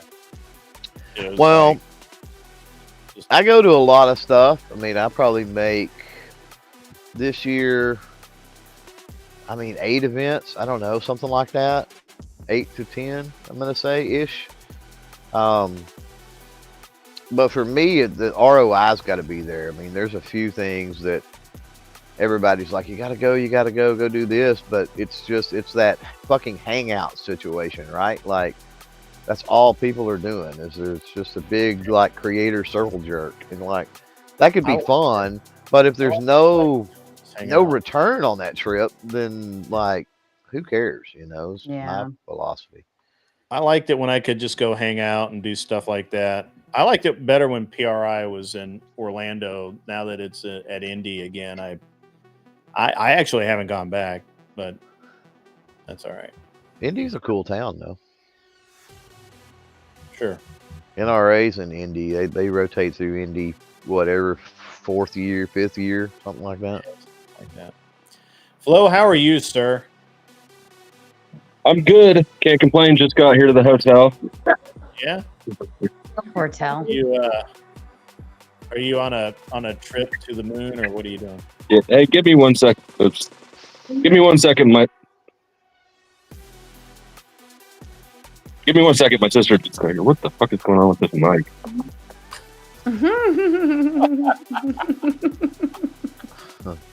He's such a turd. That's awesome. But yeah. Anyway. I don't know what to talk about now. That was weird. He just kind of like. Oh, he has. Well, I think because he's using his phone, so he's like whatever text is coming through right now. I know when people call people, a lot of phones will just instantly drop. It did that for me. I was on yours, and I think Andrew and I were going back and forth, and then my daughter, I think she called me because her numbers were doing bad things, and I was like, shit. Like I had to answer, and then it knocked me out, but then it was all good and I had to come back. But yeah, like it'll knock you out of a stream if somebody like calls through or something. That's why you always have to put yourself in focus mode to like, go forward with that. I don't know about you, but I'm getting shittered. It's great. I'm actually even out of water. I'm pretty. When do you guys pee? I've got a wireless headset, and you never know. I mean, but I'm not on camera either. So Yeah, but like I always like because guys don't seem to like really step away from their streams for multiple hours. I'm like, how the fuck are you doing that without peeing? Like, you guys are like pissing a bucket under your desk or something, or what? I have that for my airplane. That would be cool. I have I've never used it, but it's there. Yeah, well, pee bottle, man. No, it goes. Have you ever a tube that goes out of the? It's literally called the relief tube, and it goes out. So sometimes that may not be rain. No.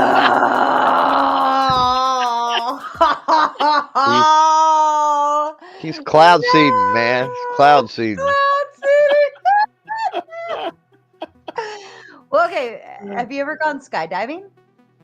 No, I don't go. I don't jump out Hell of perfectly no. good airplanes. Right? Skydiving's fun. Skydiving is absolutely fun. We were just talking about that. Yeah. Are you gonna I think I will. I was the one time I was gonna go. We got rained out. I need to reschedule that. Oh, Tiki Tack is back. What's up, dude? Hi, Tiki Tack. I love Tiki Tack. Yeah. I love Shit, he Tiki said Tack. he dehydrates himself. I couldn't do that, man. I got a drink. Yeah, I don't know. Like me, especially if I'm running like a 4 or 5 hour stream, like I'll get up like every 30 minutes and, disappear off screen. But like, I notice a lot of men, they'll go 3 or 4 hours and they're on screen the whole fucking time. And I'm like, how? I mean, legit. It's Jones. Yeah, literally, legit. If I'm working, I may not piss for 6 to 8 hours anyway. I mean, Oh my God, how do you do that? Well, I guess you guys don't push out babies either. Yeah. But it's like a whole thing. Like I'm on a timer. A timer. I'm also not drinking alcohol. I mean, whether I drink water, Mod Mondays I don't drink at all, right? Because like I have to be in it, but like every 30 minutes I'm like, oh man, it's time to go. Yeah. But holy shit. But I have a teeny tiny bladder too. Like teeny. Yeah. Yes, I am getting shittered faced. Not slowly either. Andrew will. Intel Wild is right. Andrew will literally just get up and go, "Yep, taking a piss. See ya." Yep. Oh my God. What did I see? I saw a stream where he like ended it, but he didn't end it. And I was watching, and I'm like, wait a minute. He got up and left, but his stream's still on. But then I heard like a toilet flush. Yeah. Man's got to do what man's got to do. Like whatever. That's what I just walk off screen. I normally don't even say anything. So if I really just to answer your question, if it's a nighttime stream and I really have to take a leak, I'll cam down, put it on mute, walk to the door, piss off the floor. Yeah. Mm-hmm. Oh yeah, because Exactly. you're like in a garage thingy, right? I'm in the airplane shed right now. Right. So like my bathroom's right next door, right? I just walk out the door and there it is. But it's still like that's why I always say give me 60 seconds because that's all I need because it's right there. But I don't know. I just never see guys get off of the camera. Or And I'm Brand, like, I don't drink, buddy. I'm sorry. I didn't mean to interrupt you, Sarah. no, it's fair. Brand, I don't drink. So God damn. does that hurt your head? Does that hurt your head to think? I mean, it sort of does. Whenever somebody says that, it's like, oh, cool. I'm gonna fuck this person up and get them drunk. But I already know that you're old enough that it's not gonna work. Right. Yeah. That's how that works. So Flo, how was your drive? How long was it? How miserable are you? 4.5 hours. It wasn't too bad Oh, that's because not bad. He made her- Because Katie drove the whole time, right? he drove about half of it. A little more than half. You're she drove the whole fucking way. She didn't drive the whole way. I drove like an hour and a half. She drove the rest. Uh-huh. I had clips and shit to edit. Yeah, I find like drive time, I'm always like, man, I loved being a passenger princess because I got so much shit done. If we ever had to go a long ways, even if it was just an hour, I would be like, oh my God, do you know how much shit I'm going to get done right now? And I'd bring my laptop and I'd be like, like write a whole fucking dissertation in an hour. But yeah, it's nice being a passenger princess, isn't it, Flo? It is nice. Mm-hmm. Yeah. I can't do that. I can't work while riding. I can't be playing on devices and stuff. I get sick, deathly sick. Oh no, that's like if I have full reign to just sit there and like an airplane, car, train, whatever. I'm just like, oh my God, I'm gonna get so much shit done. It's beautiful. I hate driving. I hate not being a passenger princess. I hate I hate wasted time, right? I just look at time and I'm like, how much can I squeeze out of this 20 minutes?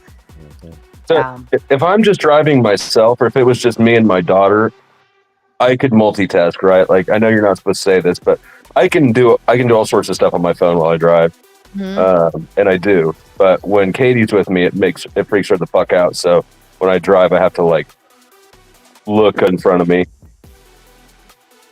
and then that gets real boring. Yeah, that's probably bad to do shit while you're driving. But I've done shit. Like, usually it's stoplights. Stoplights, I'm like, oh, I have exactly 45 seconds to get this done. Boom, boom, boom, boom, boom, boom. Yeah. Yeah. So you're down there are you down there for the trial thing? I'm not in Tennessee. I'm the other direction from Kansas City. I'm deeper into Kansas. I got a funeral tomorrow. Oh, that somebody else said they had a funeral tomorrow.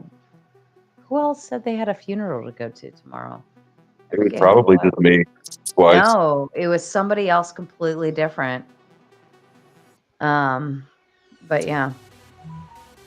Well, that's terrible. I'm so sorry. Yeah, it's all right. Are you guys staying the weekend then? Probably not. I've said that I'm leaving tomorrow, but I it's flexible on my end. I just would rather lock people in, get people's heads in a low expectation place than a high expectation place. That would be you. Yep. Absolutely. Well, so you can't stream now, right? Well, not for 2 weeks. They say for 2 weeks, but I'm really gonna push them because you saw what I got. That's bullshit.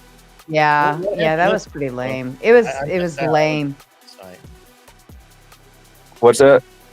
I didn't go through stream. I went to bed last night. So. Yeah, I know that was very rude of you, but I got shut down after like an hour for a TOS violation. Send Grid those screenshots. It doesn't make any sense. They didn't tell me what video was struck. If I go into studio, I can see that I got in strike for nudity and sexual content. It doesn't tell me which video. It doesn't.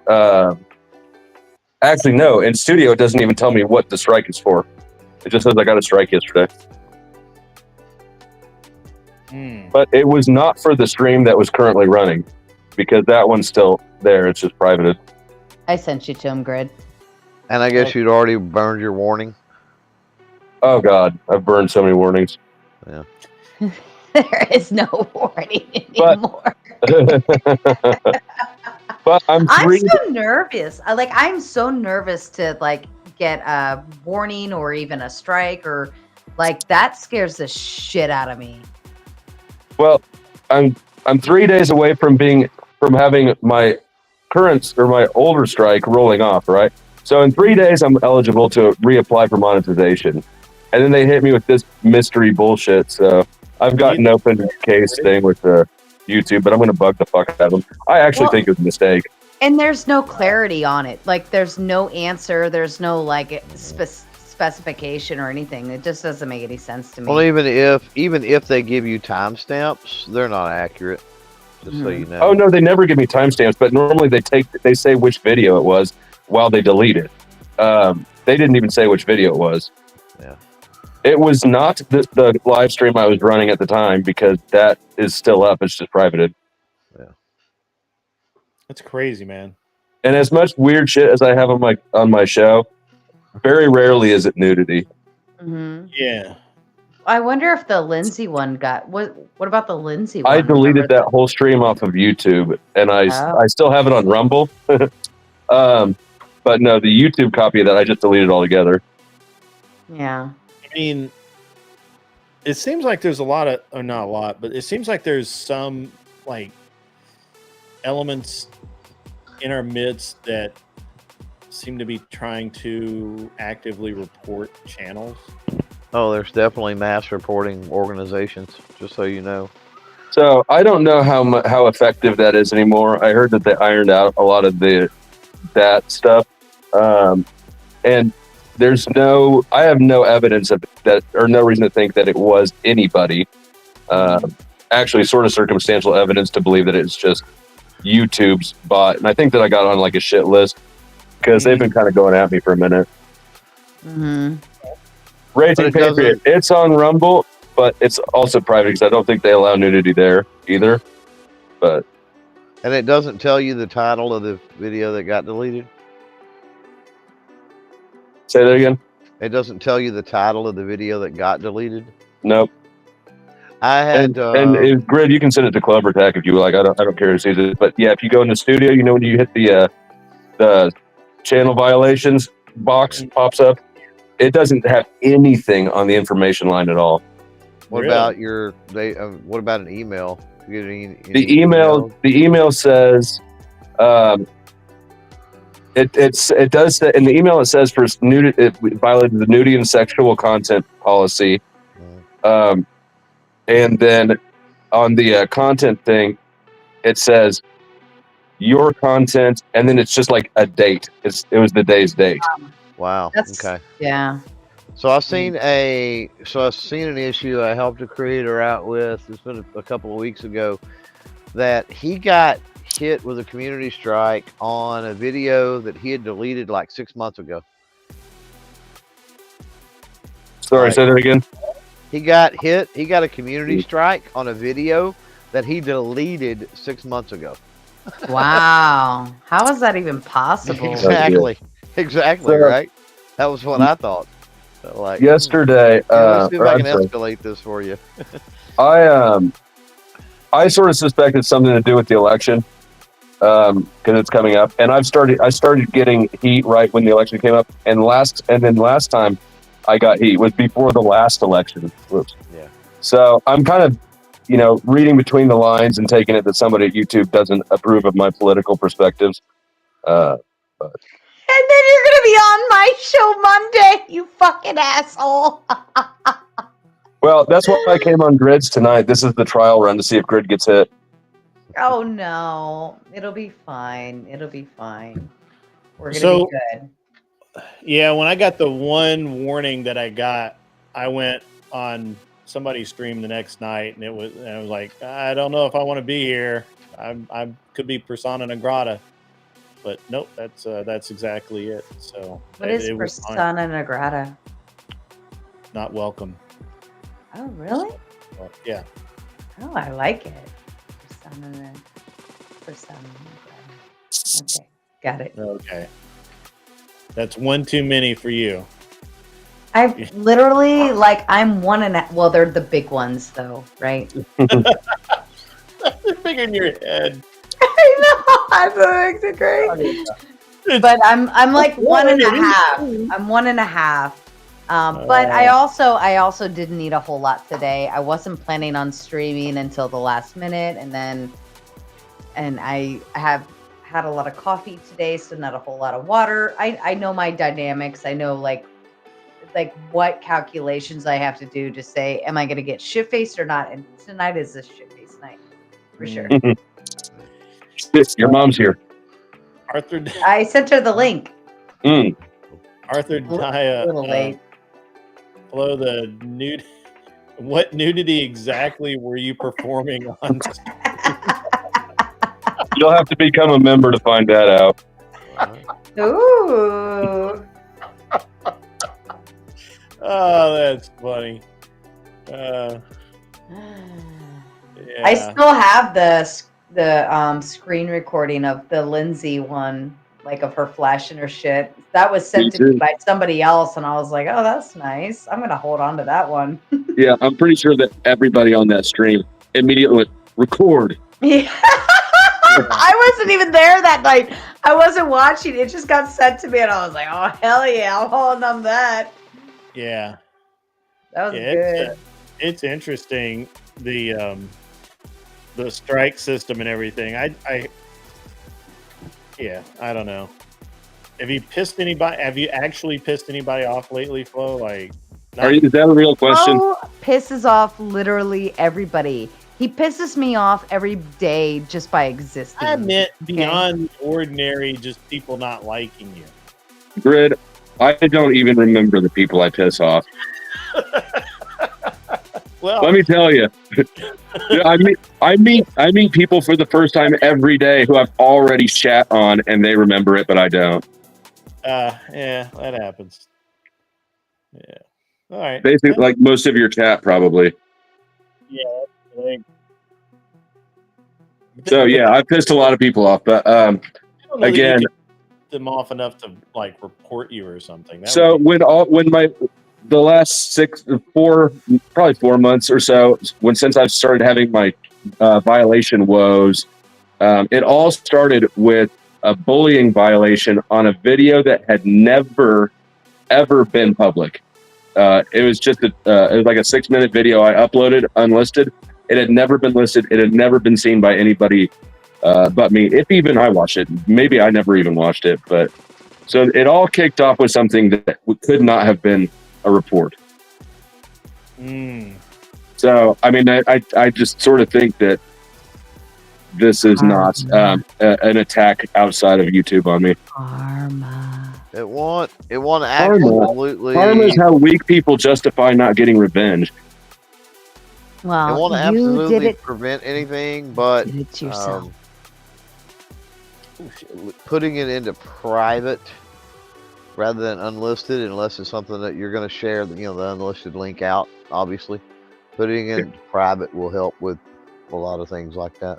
Well, the reason I put things like that on unlisted, it's actually just raw footage that I uploaded to make room on my phone, and I plan to re-download it again. But yeah, private would have probably been better for that. But there are people that do unlisted, and then they share that out to their locals or their Patreon or wherever.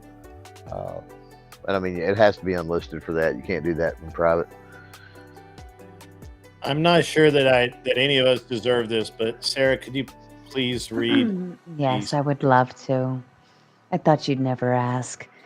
So coming in with the big 5, the Raging Patriot says glow sticks, rave music, and D-Gen prattle on Grid 1 stream. What is going on tonight? Full moon? Mater is in rave mode, a full throttle. LOL. That's funny. Looking like a Miami thought. That's funny. I did notice, it wasn't lost on me that you had those glasses just right at hand. Oh, that's out of my prop box. I got. Oh, you have a prop box? Yeah, we got a whole prop box. It's very organized. Bro. Right? Listen. Regular carrot top over there. We can do this one. Go like this. I know what those masks are for. We can go little couple hearts. So does Grid. Grid 1 knows what those masks are for too. We can do the. Never drink, never drug, never gamble, but does swing. Oh my god.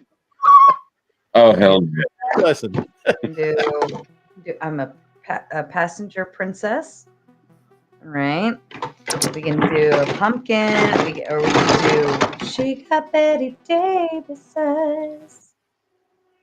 Okay. All right. Or we can do Star Wars. I mean, we got more hearts. We got pink hearts. So you can do pink. No, those are the purple ones. No, these are the pink ones. Yeah. Pink. We can go all over the place. Or I can break out the big horn. Yeah. You like my big horn? This is the most unsexy box of toys anybody could ever hope for. Ricola. Ricola. Yeah, I like my little prop box. I think I speak for all of us, especially Flo, when I say don't do that again. I mean, That's what happens when you ask stupid questions. If you had said, I have a box of toys over here, and then not showed us, our imaginations would have made it way better. Yeah.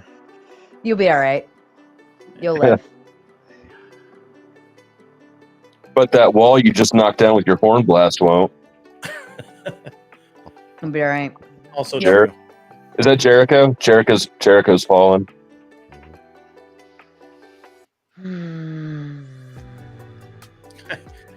That's funny. The Raging Patriot sends in a banger.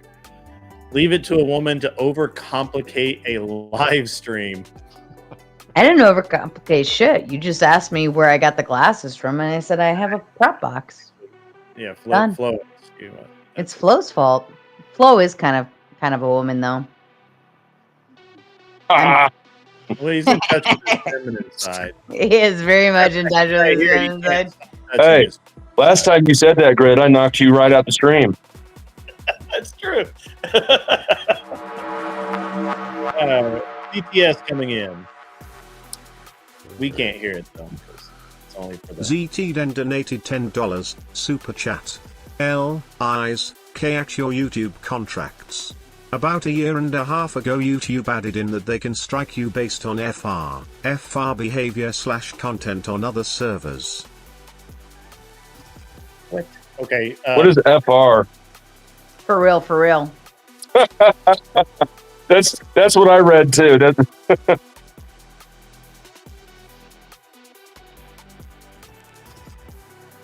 Yep. Okay. Is it done yet? Oh, you know that because everybody was going to wherever it is, Rumble and being jackasses. So YouTube said, "Oh yeah, we can strike you for your behavior there too."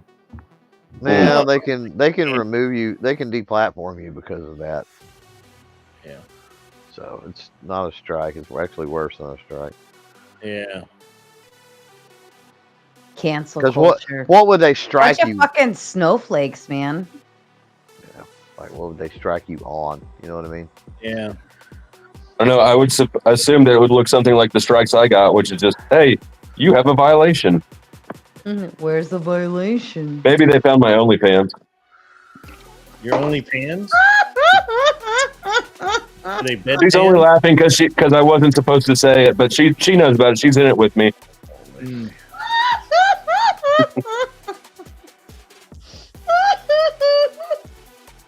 Spit it out. You got her. There you go. Just like that. Perfect timing.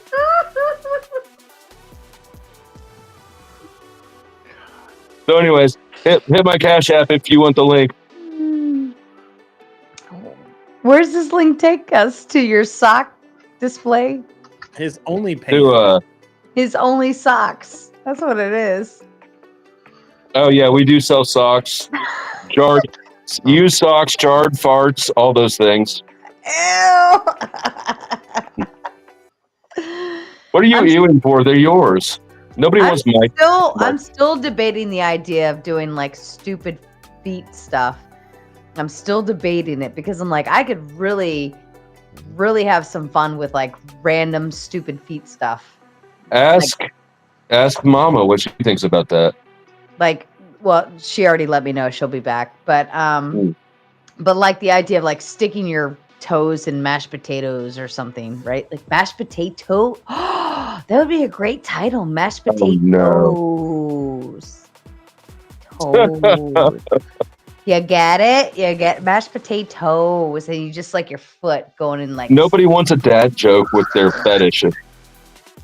Oh no, the dads would love that shit. I don't know. I think it'd be fun to like make stupid, like the most stupid you could get with feet pics or video, whatever. Like I would be a total asshole about it. I'd troll the whole fucking thing. Does anyone remember cakefarts.com or puddingfarts.com? Yeah. It's exactly what it sounded like. I remember Hot or Not. Do you remember Hot or Not? Yeah. Wasn't you that the on beginning of Hot or Not? Facebook? Kind of. And rotten.com. We were raised on rotten.com. No? I remember Rotten.com. Okay. I was about to, you're who I was talking to. I don't feel like Clover Tech or Grid probably checked out rotten.com a lot. Yeah, I know what Rotten is. Grid? Yep. KR0N05420 donated $10. All right. Super chat. Grid. When did you Oh, start sorry, we doing can't hear DGen it. Story Hour? When did I start doing DGen Story Hour? Well, apparently. Right now. Sorry, we shouldn't talk. Well, let's not talk about such crude topics in front of the women down there in the chat, like Kronos. It's okay. It might get sand in his vagina. Arthur Oh. Dias says, Sarah, you are too drunk. Oh yes. Well, not drunk. I'm Oh yeah, very, very, Raging very, Patriot's very right. If busy. you made videos of you just like smashing tomatoes with your feet, That's what I'm saying. Like somebody out there's gonna want to watch it. I mean, I want to watch it. I don't want to pay for it though. But Why would but you even want to watch I mean, it? if I had a link to it, I'd watch it. Why? Curiosity. Is it? Such a fucking It is actually tard. time for me to turn into a pumpkin and go to bed. What? Oh, we can turn. Where do I send you guys? Well, Cronus, if you have standards, you better just cover your little sensitive ears. There. Now we're in a pumpkin grid.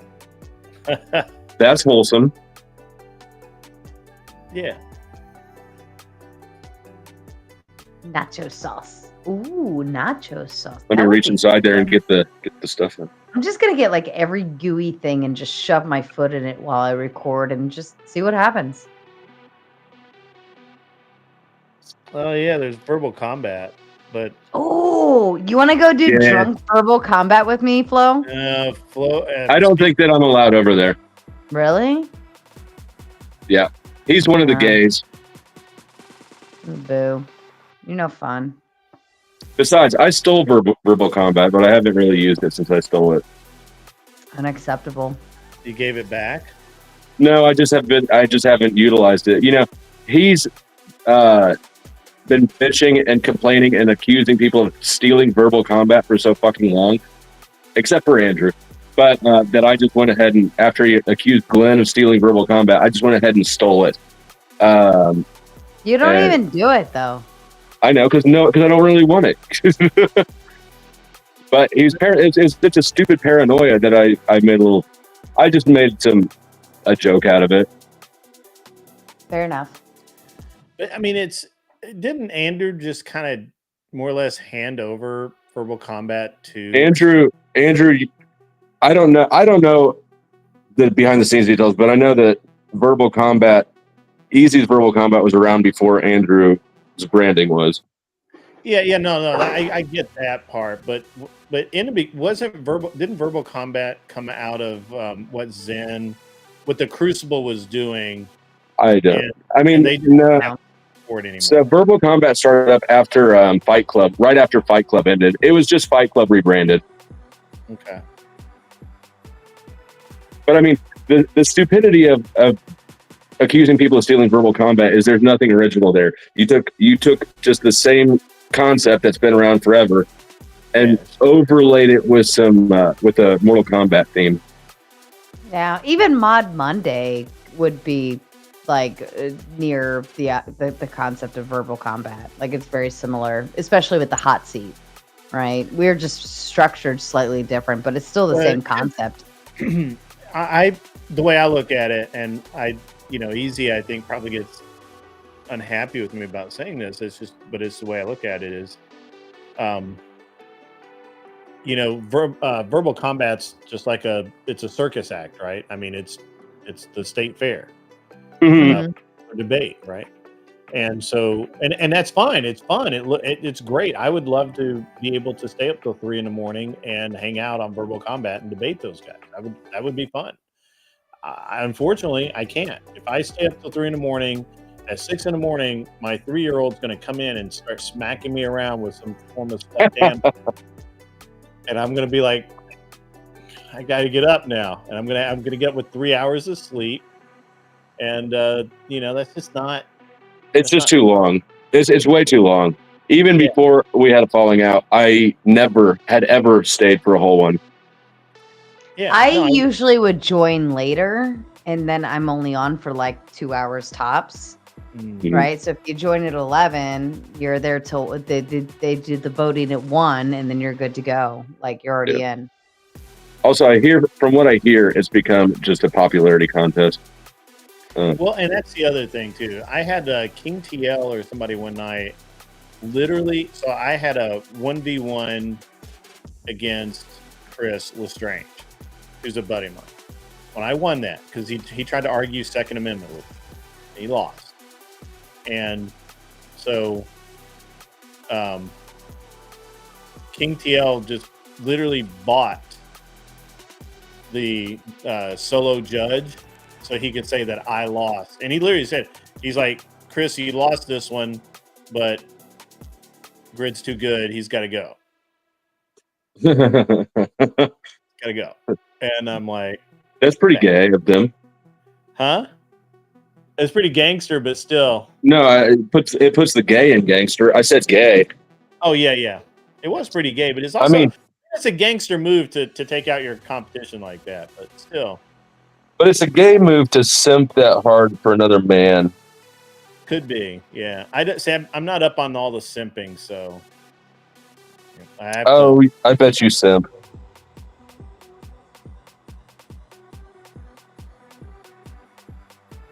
I don't think so. I'll think about it though. For brand, you probably simp too.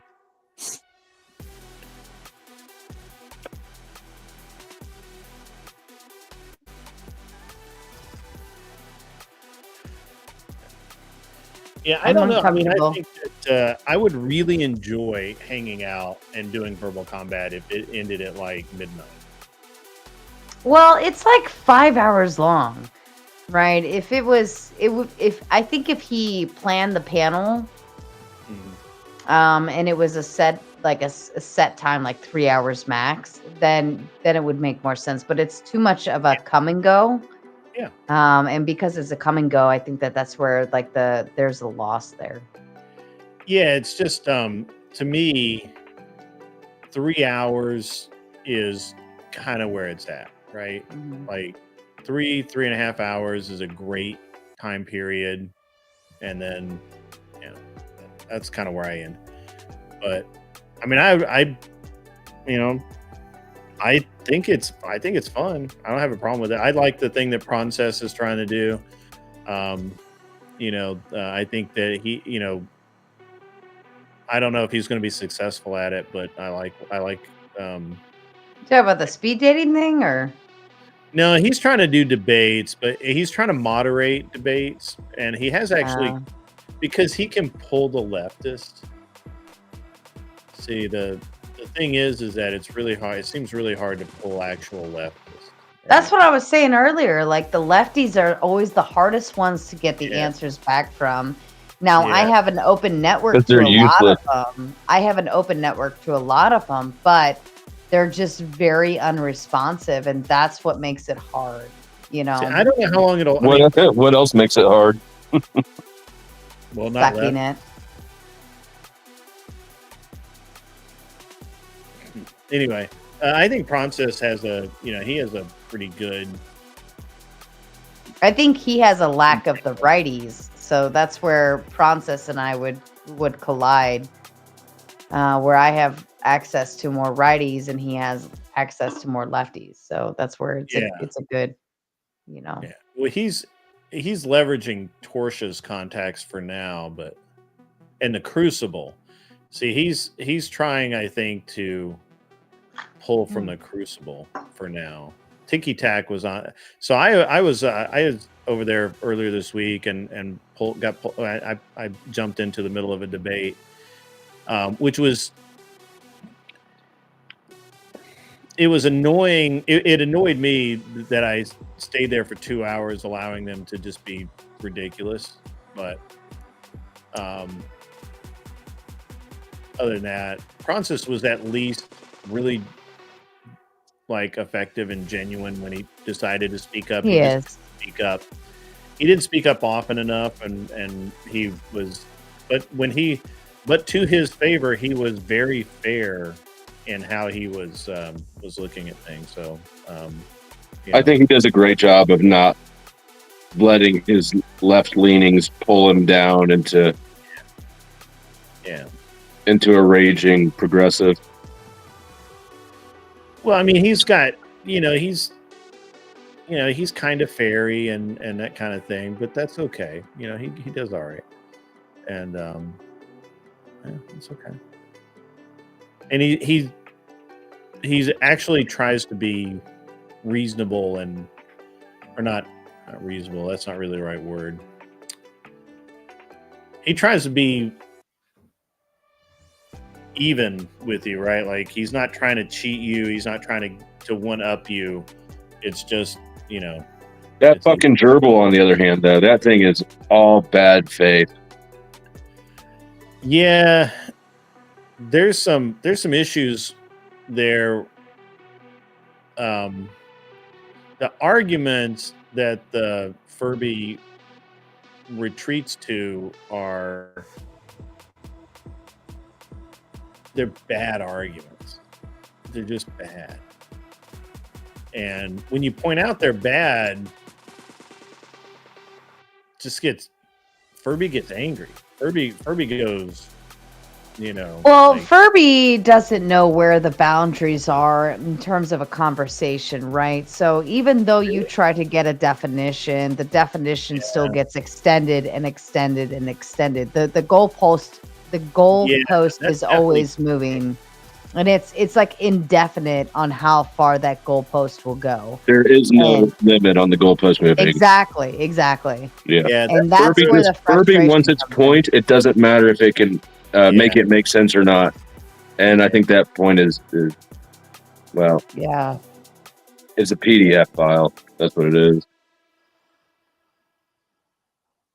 Yeah, we've had our we've had our interactions with the Furby, and I think I can only manage so much. That word gets thrown around loosely on YouTube. It loses a lot of its meaning, but that's the only person I've ever called it, because I absolutely think I actually believe that.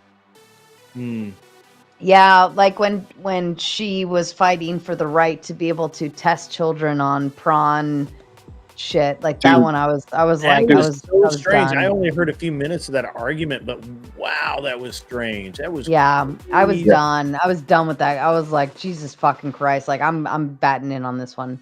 Yeah, I actually got mad at that one. Yeah, I was like, I can't believe. And every fucking parent showed up on that panel, because it was like, you don't get it. Like, no parent would sign off on this shit and be like, yeah, I'm totally okay with that. Yeah, it totally makes sense. Uh-huh. But the issue the problem that he was trying to resolve with this situation is based on the premise that these kids are already looking at it and we can't stop them, right? Basically, the kids are too horny, right? Which is exactly a fucking green. Yeah. I mean, so that, the way I look at it is like, look, I'm like 90% sure that my 14-year-old has come across that at some point. You probably have the only one that hasn't. No, I'm like positive that he's at least seen some, but we have had a discussion about how, regular use, man, it's bad for you. Don't do that. Like, and he's like really embarrassed about that. So as they should be, because that's a suck-ass conversation right there. Yeah, exactly. I'm like, look, man, I know you're gonna do it. maintain, bro. Maintain. Yeah. But you wouldn't feel better if some transsexual Furby from Canada is cultivating, what do you call it? Healthy prawn. There's literally like. Well, it's trying to push it even more to say like, oh, well, there's like a PG version of prawn, and it's like, how the fuck is there? No. Have you not seen this? Have you not seen the nonsense where it's like an anime cartoon that like, and they use the Japanese model a lot, where it's like these anime cartoons where it's just like kind of really. What's the fucking vanilla-ish, and it's like nothing really crazy, and it's everybody, and it's just. But it's just enough. It's just enough. Just enough. Yeah. And then it gets a little more, and it gets a little more, and it gets a little more. Mm-hmm. And push the envelope. They keep pushing the envelope. Yeah. Mm-hmm. And that's what that's. So far, what I have seen with the people that have tried to talk about this, which are few in my area, it always goes back to this European Japanese model where they have, basically like full on, nudity on cover of magazines, which, magazines. Well, that's like European. Yeah. Right. Like where it's more openly accepted to a degree. Right. So it's not seen as dirty, but it's like the exposures. I can understand the European model of it. But at the same time, like we view it as that shameful behavior. Don't do it. And so therefore we don't want that in the hands of our children. Like we pick and prod at that. So. Yeah, I think that the difference is the European and Japanese models, their culture is such that sure, the kids might see it, but the parents are really clear about, where the limits are and how you do that. And so they have a stronger parental influence than what the typical USA family currently has. Right. So you can't say, and this is what I saw the Furby trying to do, is say, well, the parents would be there to guide them. Well, in America right now, that is absolutely untrue. Most parents are not there to guide their children. They're trusting the school boards and the teachers and all these other people to do it. And that's a recipe for failure. Now we're going to add in prawn. But that makes it worse. Having parents participate in it makes it fucking worse. Yeah, that's cringe. That like I would never. And by the way, the way the Ferb was saying it was like, oh yeah, they would just go into this private room, but it has cameras, but it's this, but it's that, but it's this, and I'm like, how the fuck would I agree to that as a parent? Like, oh yeah, go watch my child jerk off to some prawn. Like, no, get the fuck out of here. I would never agree to that. Yeah. And actually, the scientific method behind it didn't make sense because you have too many variables. So there was no constant, there was no placebo effect, there was like none of that. It was like, no, we're just gonna put you in a room full of nothing but prawn videos and see what happens. It's like, well, that's fucking weird.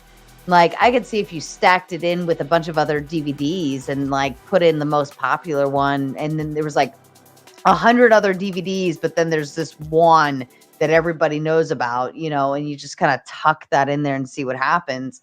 That would be a placebo effect. But like there was no variable to that nature. And it was like, if you don't have a placebo, then you don't have a method. The if you want some free ammo flow for the 2A debate, one of the first things that I see people these days pulling out is the school deletions. And the interesting thing about that is in the last year there were only how many children do you think died in school deletions last year? We talked about it when you came on my show. 6. Do you want me to give it away? Yeah, 6, Sarah. Yeah. Do you know how many kids died in crosswalks? Sarah's frozen. I'm not frozen. That you were It's very still. you are very still for a drunk person. Focused. Focused on what? The white noise in your brain. Yes, I was actually off in another world. That's okay. Oh, you were asking me. You were off in the Furby's world? No, I was off in like the concept of like how could anybody fucking think that this is realistic or like this is even fucking possible, like, or okay. How can anybody sit here and say this is okay? Yeah. It just Only PDFs. That's why I think it's a PDF. yeah. There is no way to make this make sense. You have to have the pre-existing conditions have to be the kids are super fucking horny, which is something I only hear out of people who are getting interrogated by the police, right? That's the only time I ever hear this line of reasoning. It's like, oh, they came on to me. They wanted it, right? That's a police interview excuse. Yeah. Anyway, I gave Flo a really good argument against the 2A, the anti-2Ers that use school deletions as a platform, and that is that only last year only 6 children were deleted in school shootings. 92 children died in. Well, you remember I had those slides. I showed you one of the slides I had made up because I was going to do a video on that, and I never did. Yeah. A kid is what, one in. A kid is like, what was it? I don't remember the number. It was something in the millions. It was like 64 million times more likely to get killed by a gun at home, or I'm sorry, out of school than in school. Yeah. Grid, do you remember where that stat came from? Because I'll be asked for it. No, I don't, and it's too late for me to remember. I'll look it up again. Aren't you shutting down? It's a felony restriction. I definitely passed the psych evaluation. You? I studied for it. Well done, mate. Well Thank done. you.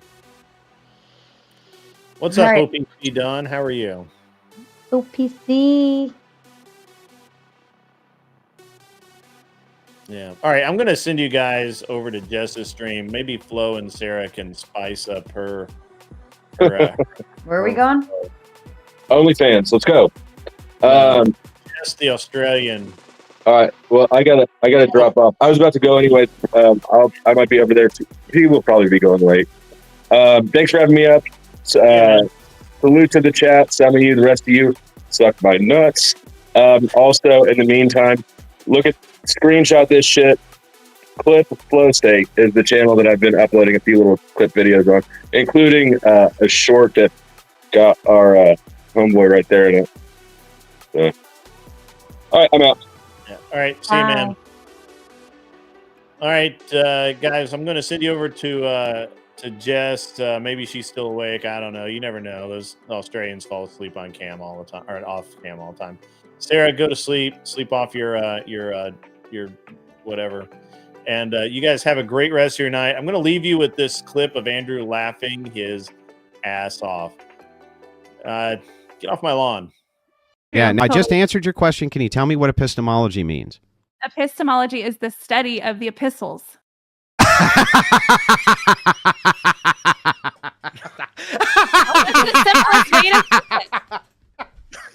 I mean, you can. This guy told me that a husband and wife is supposed to be the representation of God and the church. He said he's a husband. I asked him if he sees himself as the embodiment of God, and he said no. That doesn't make any sense. Wait, what is the epistles? The epistles are the apostles. Are you talking about the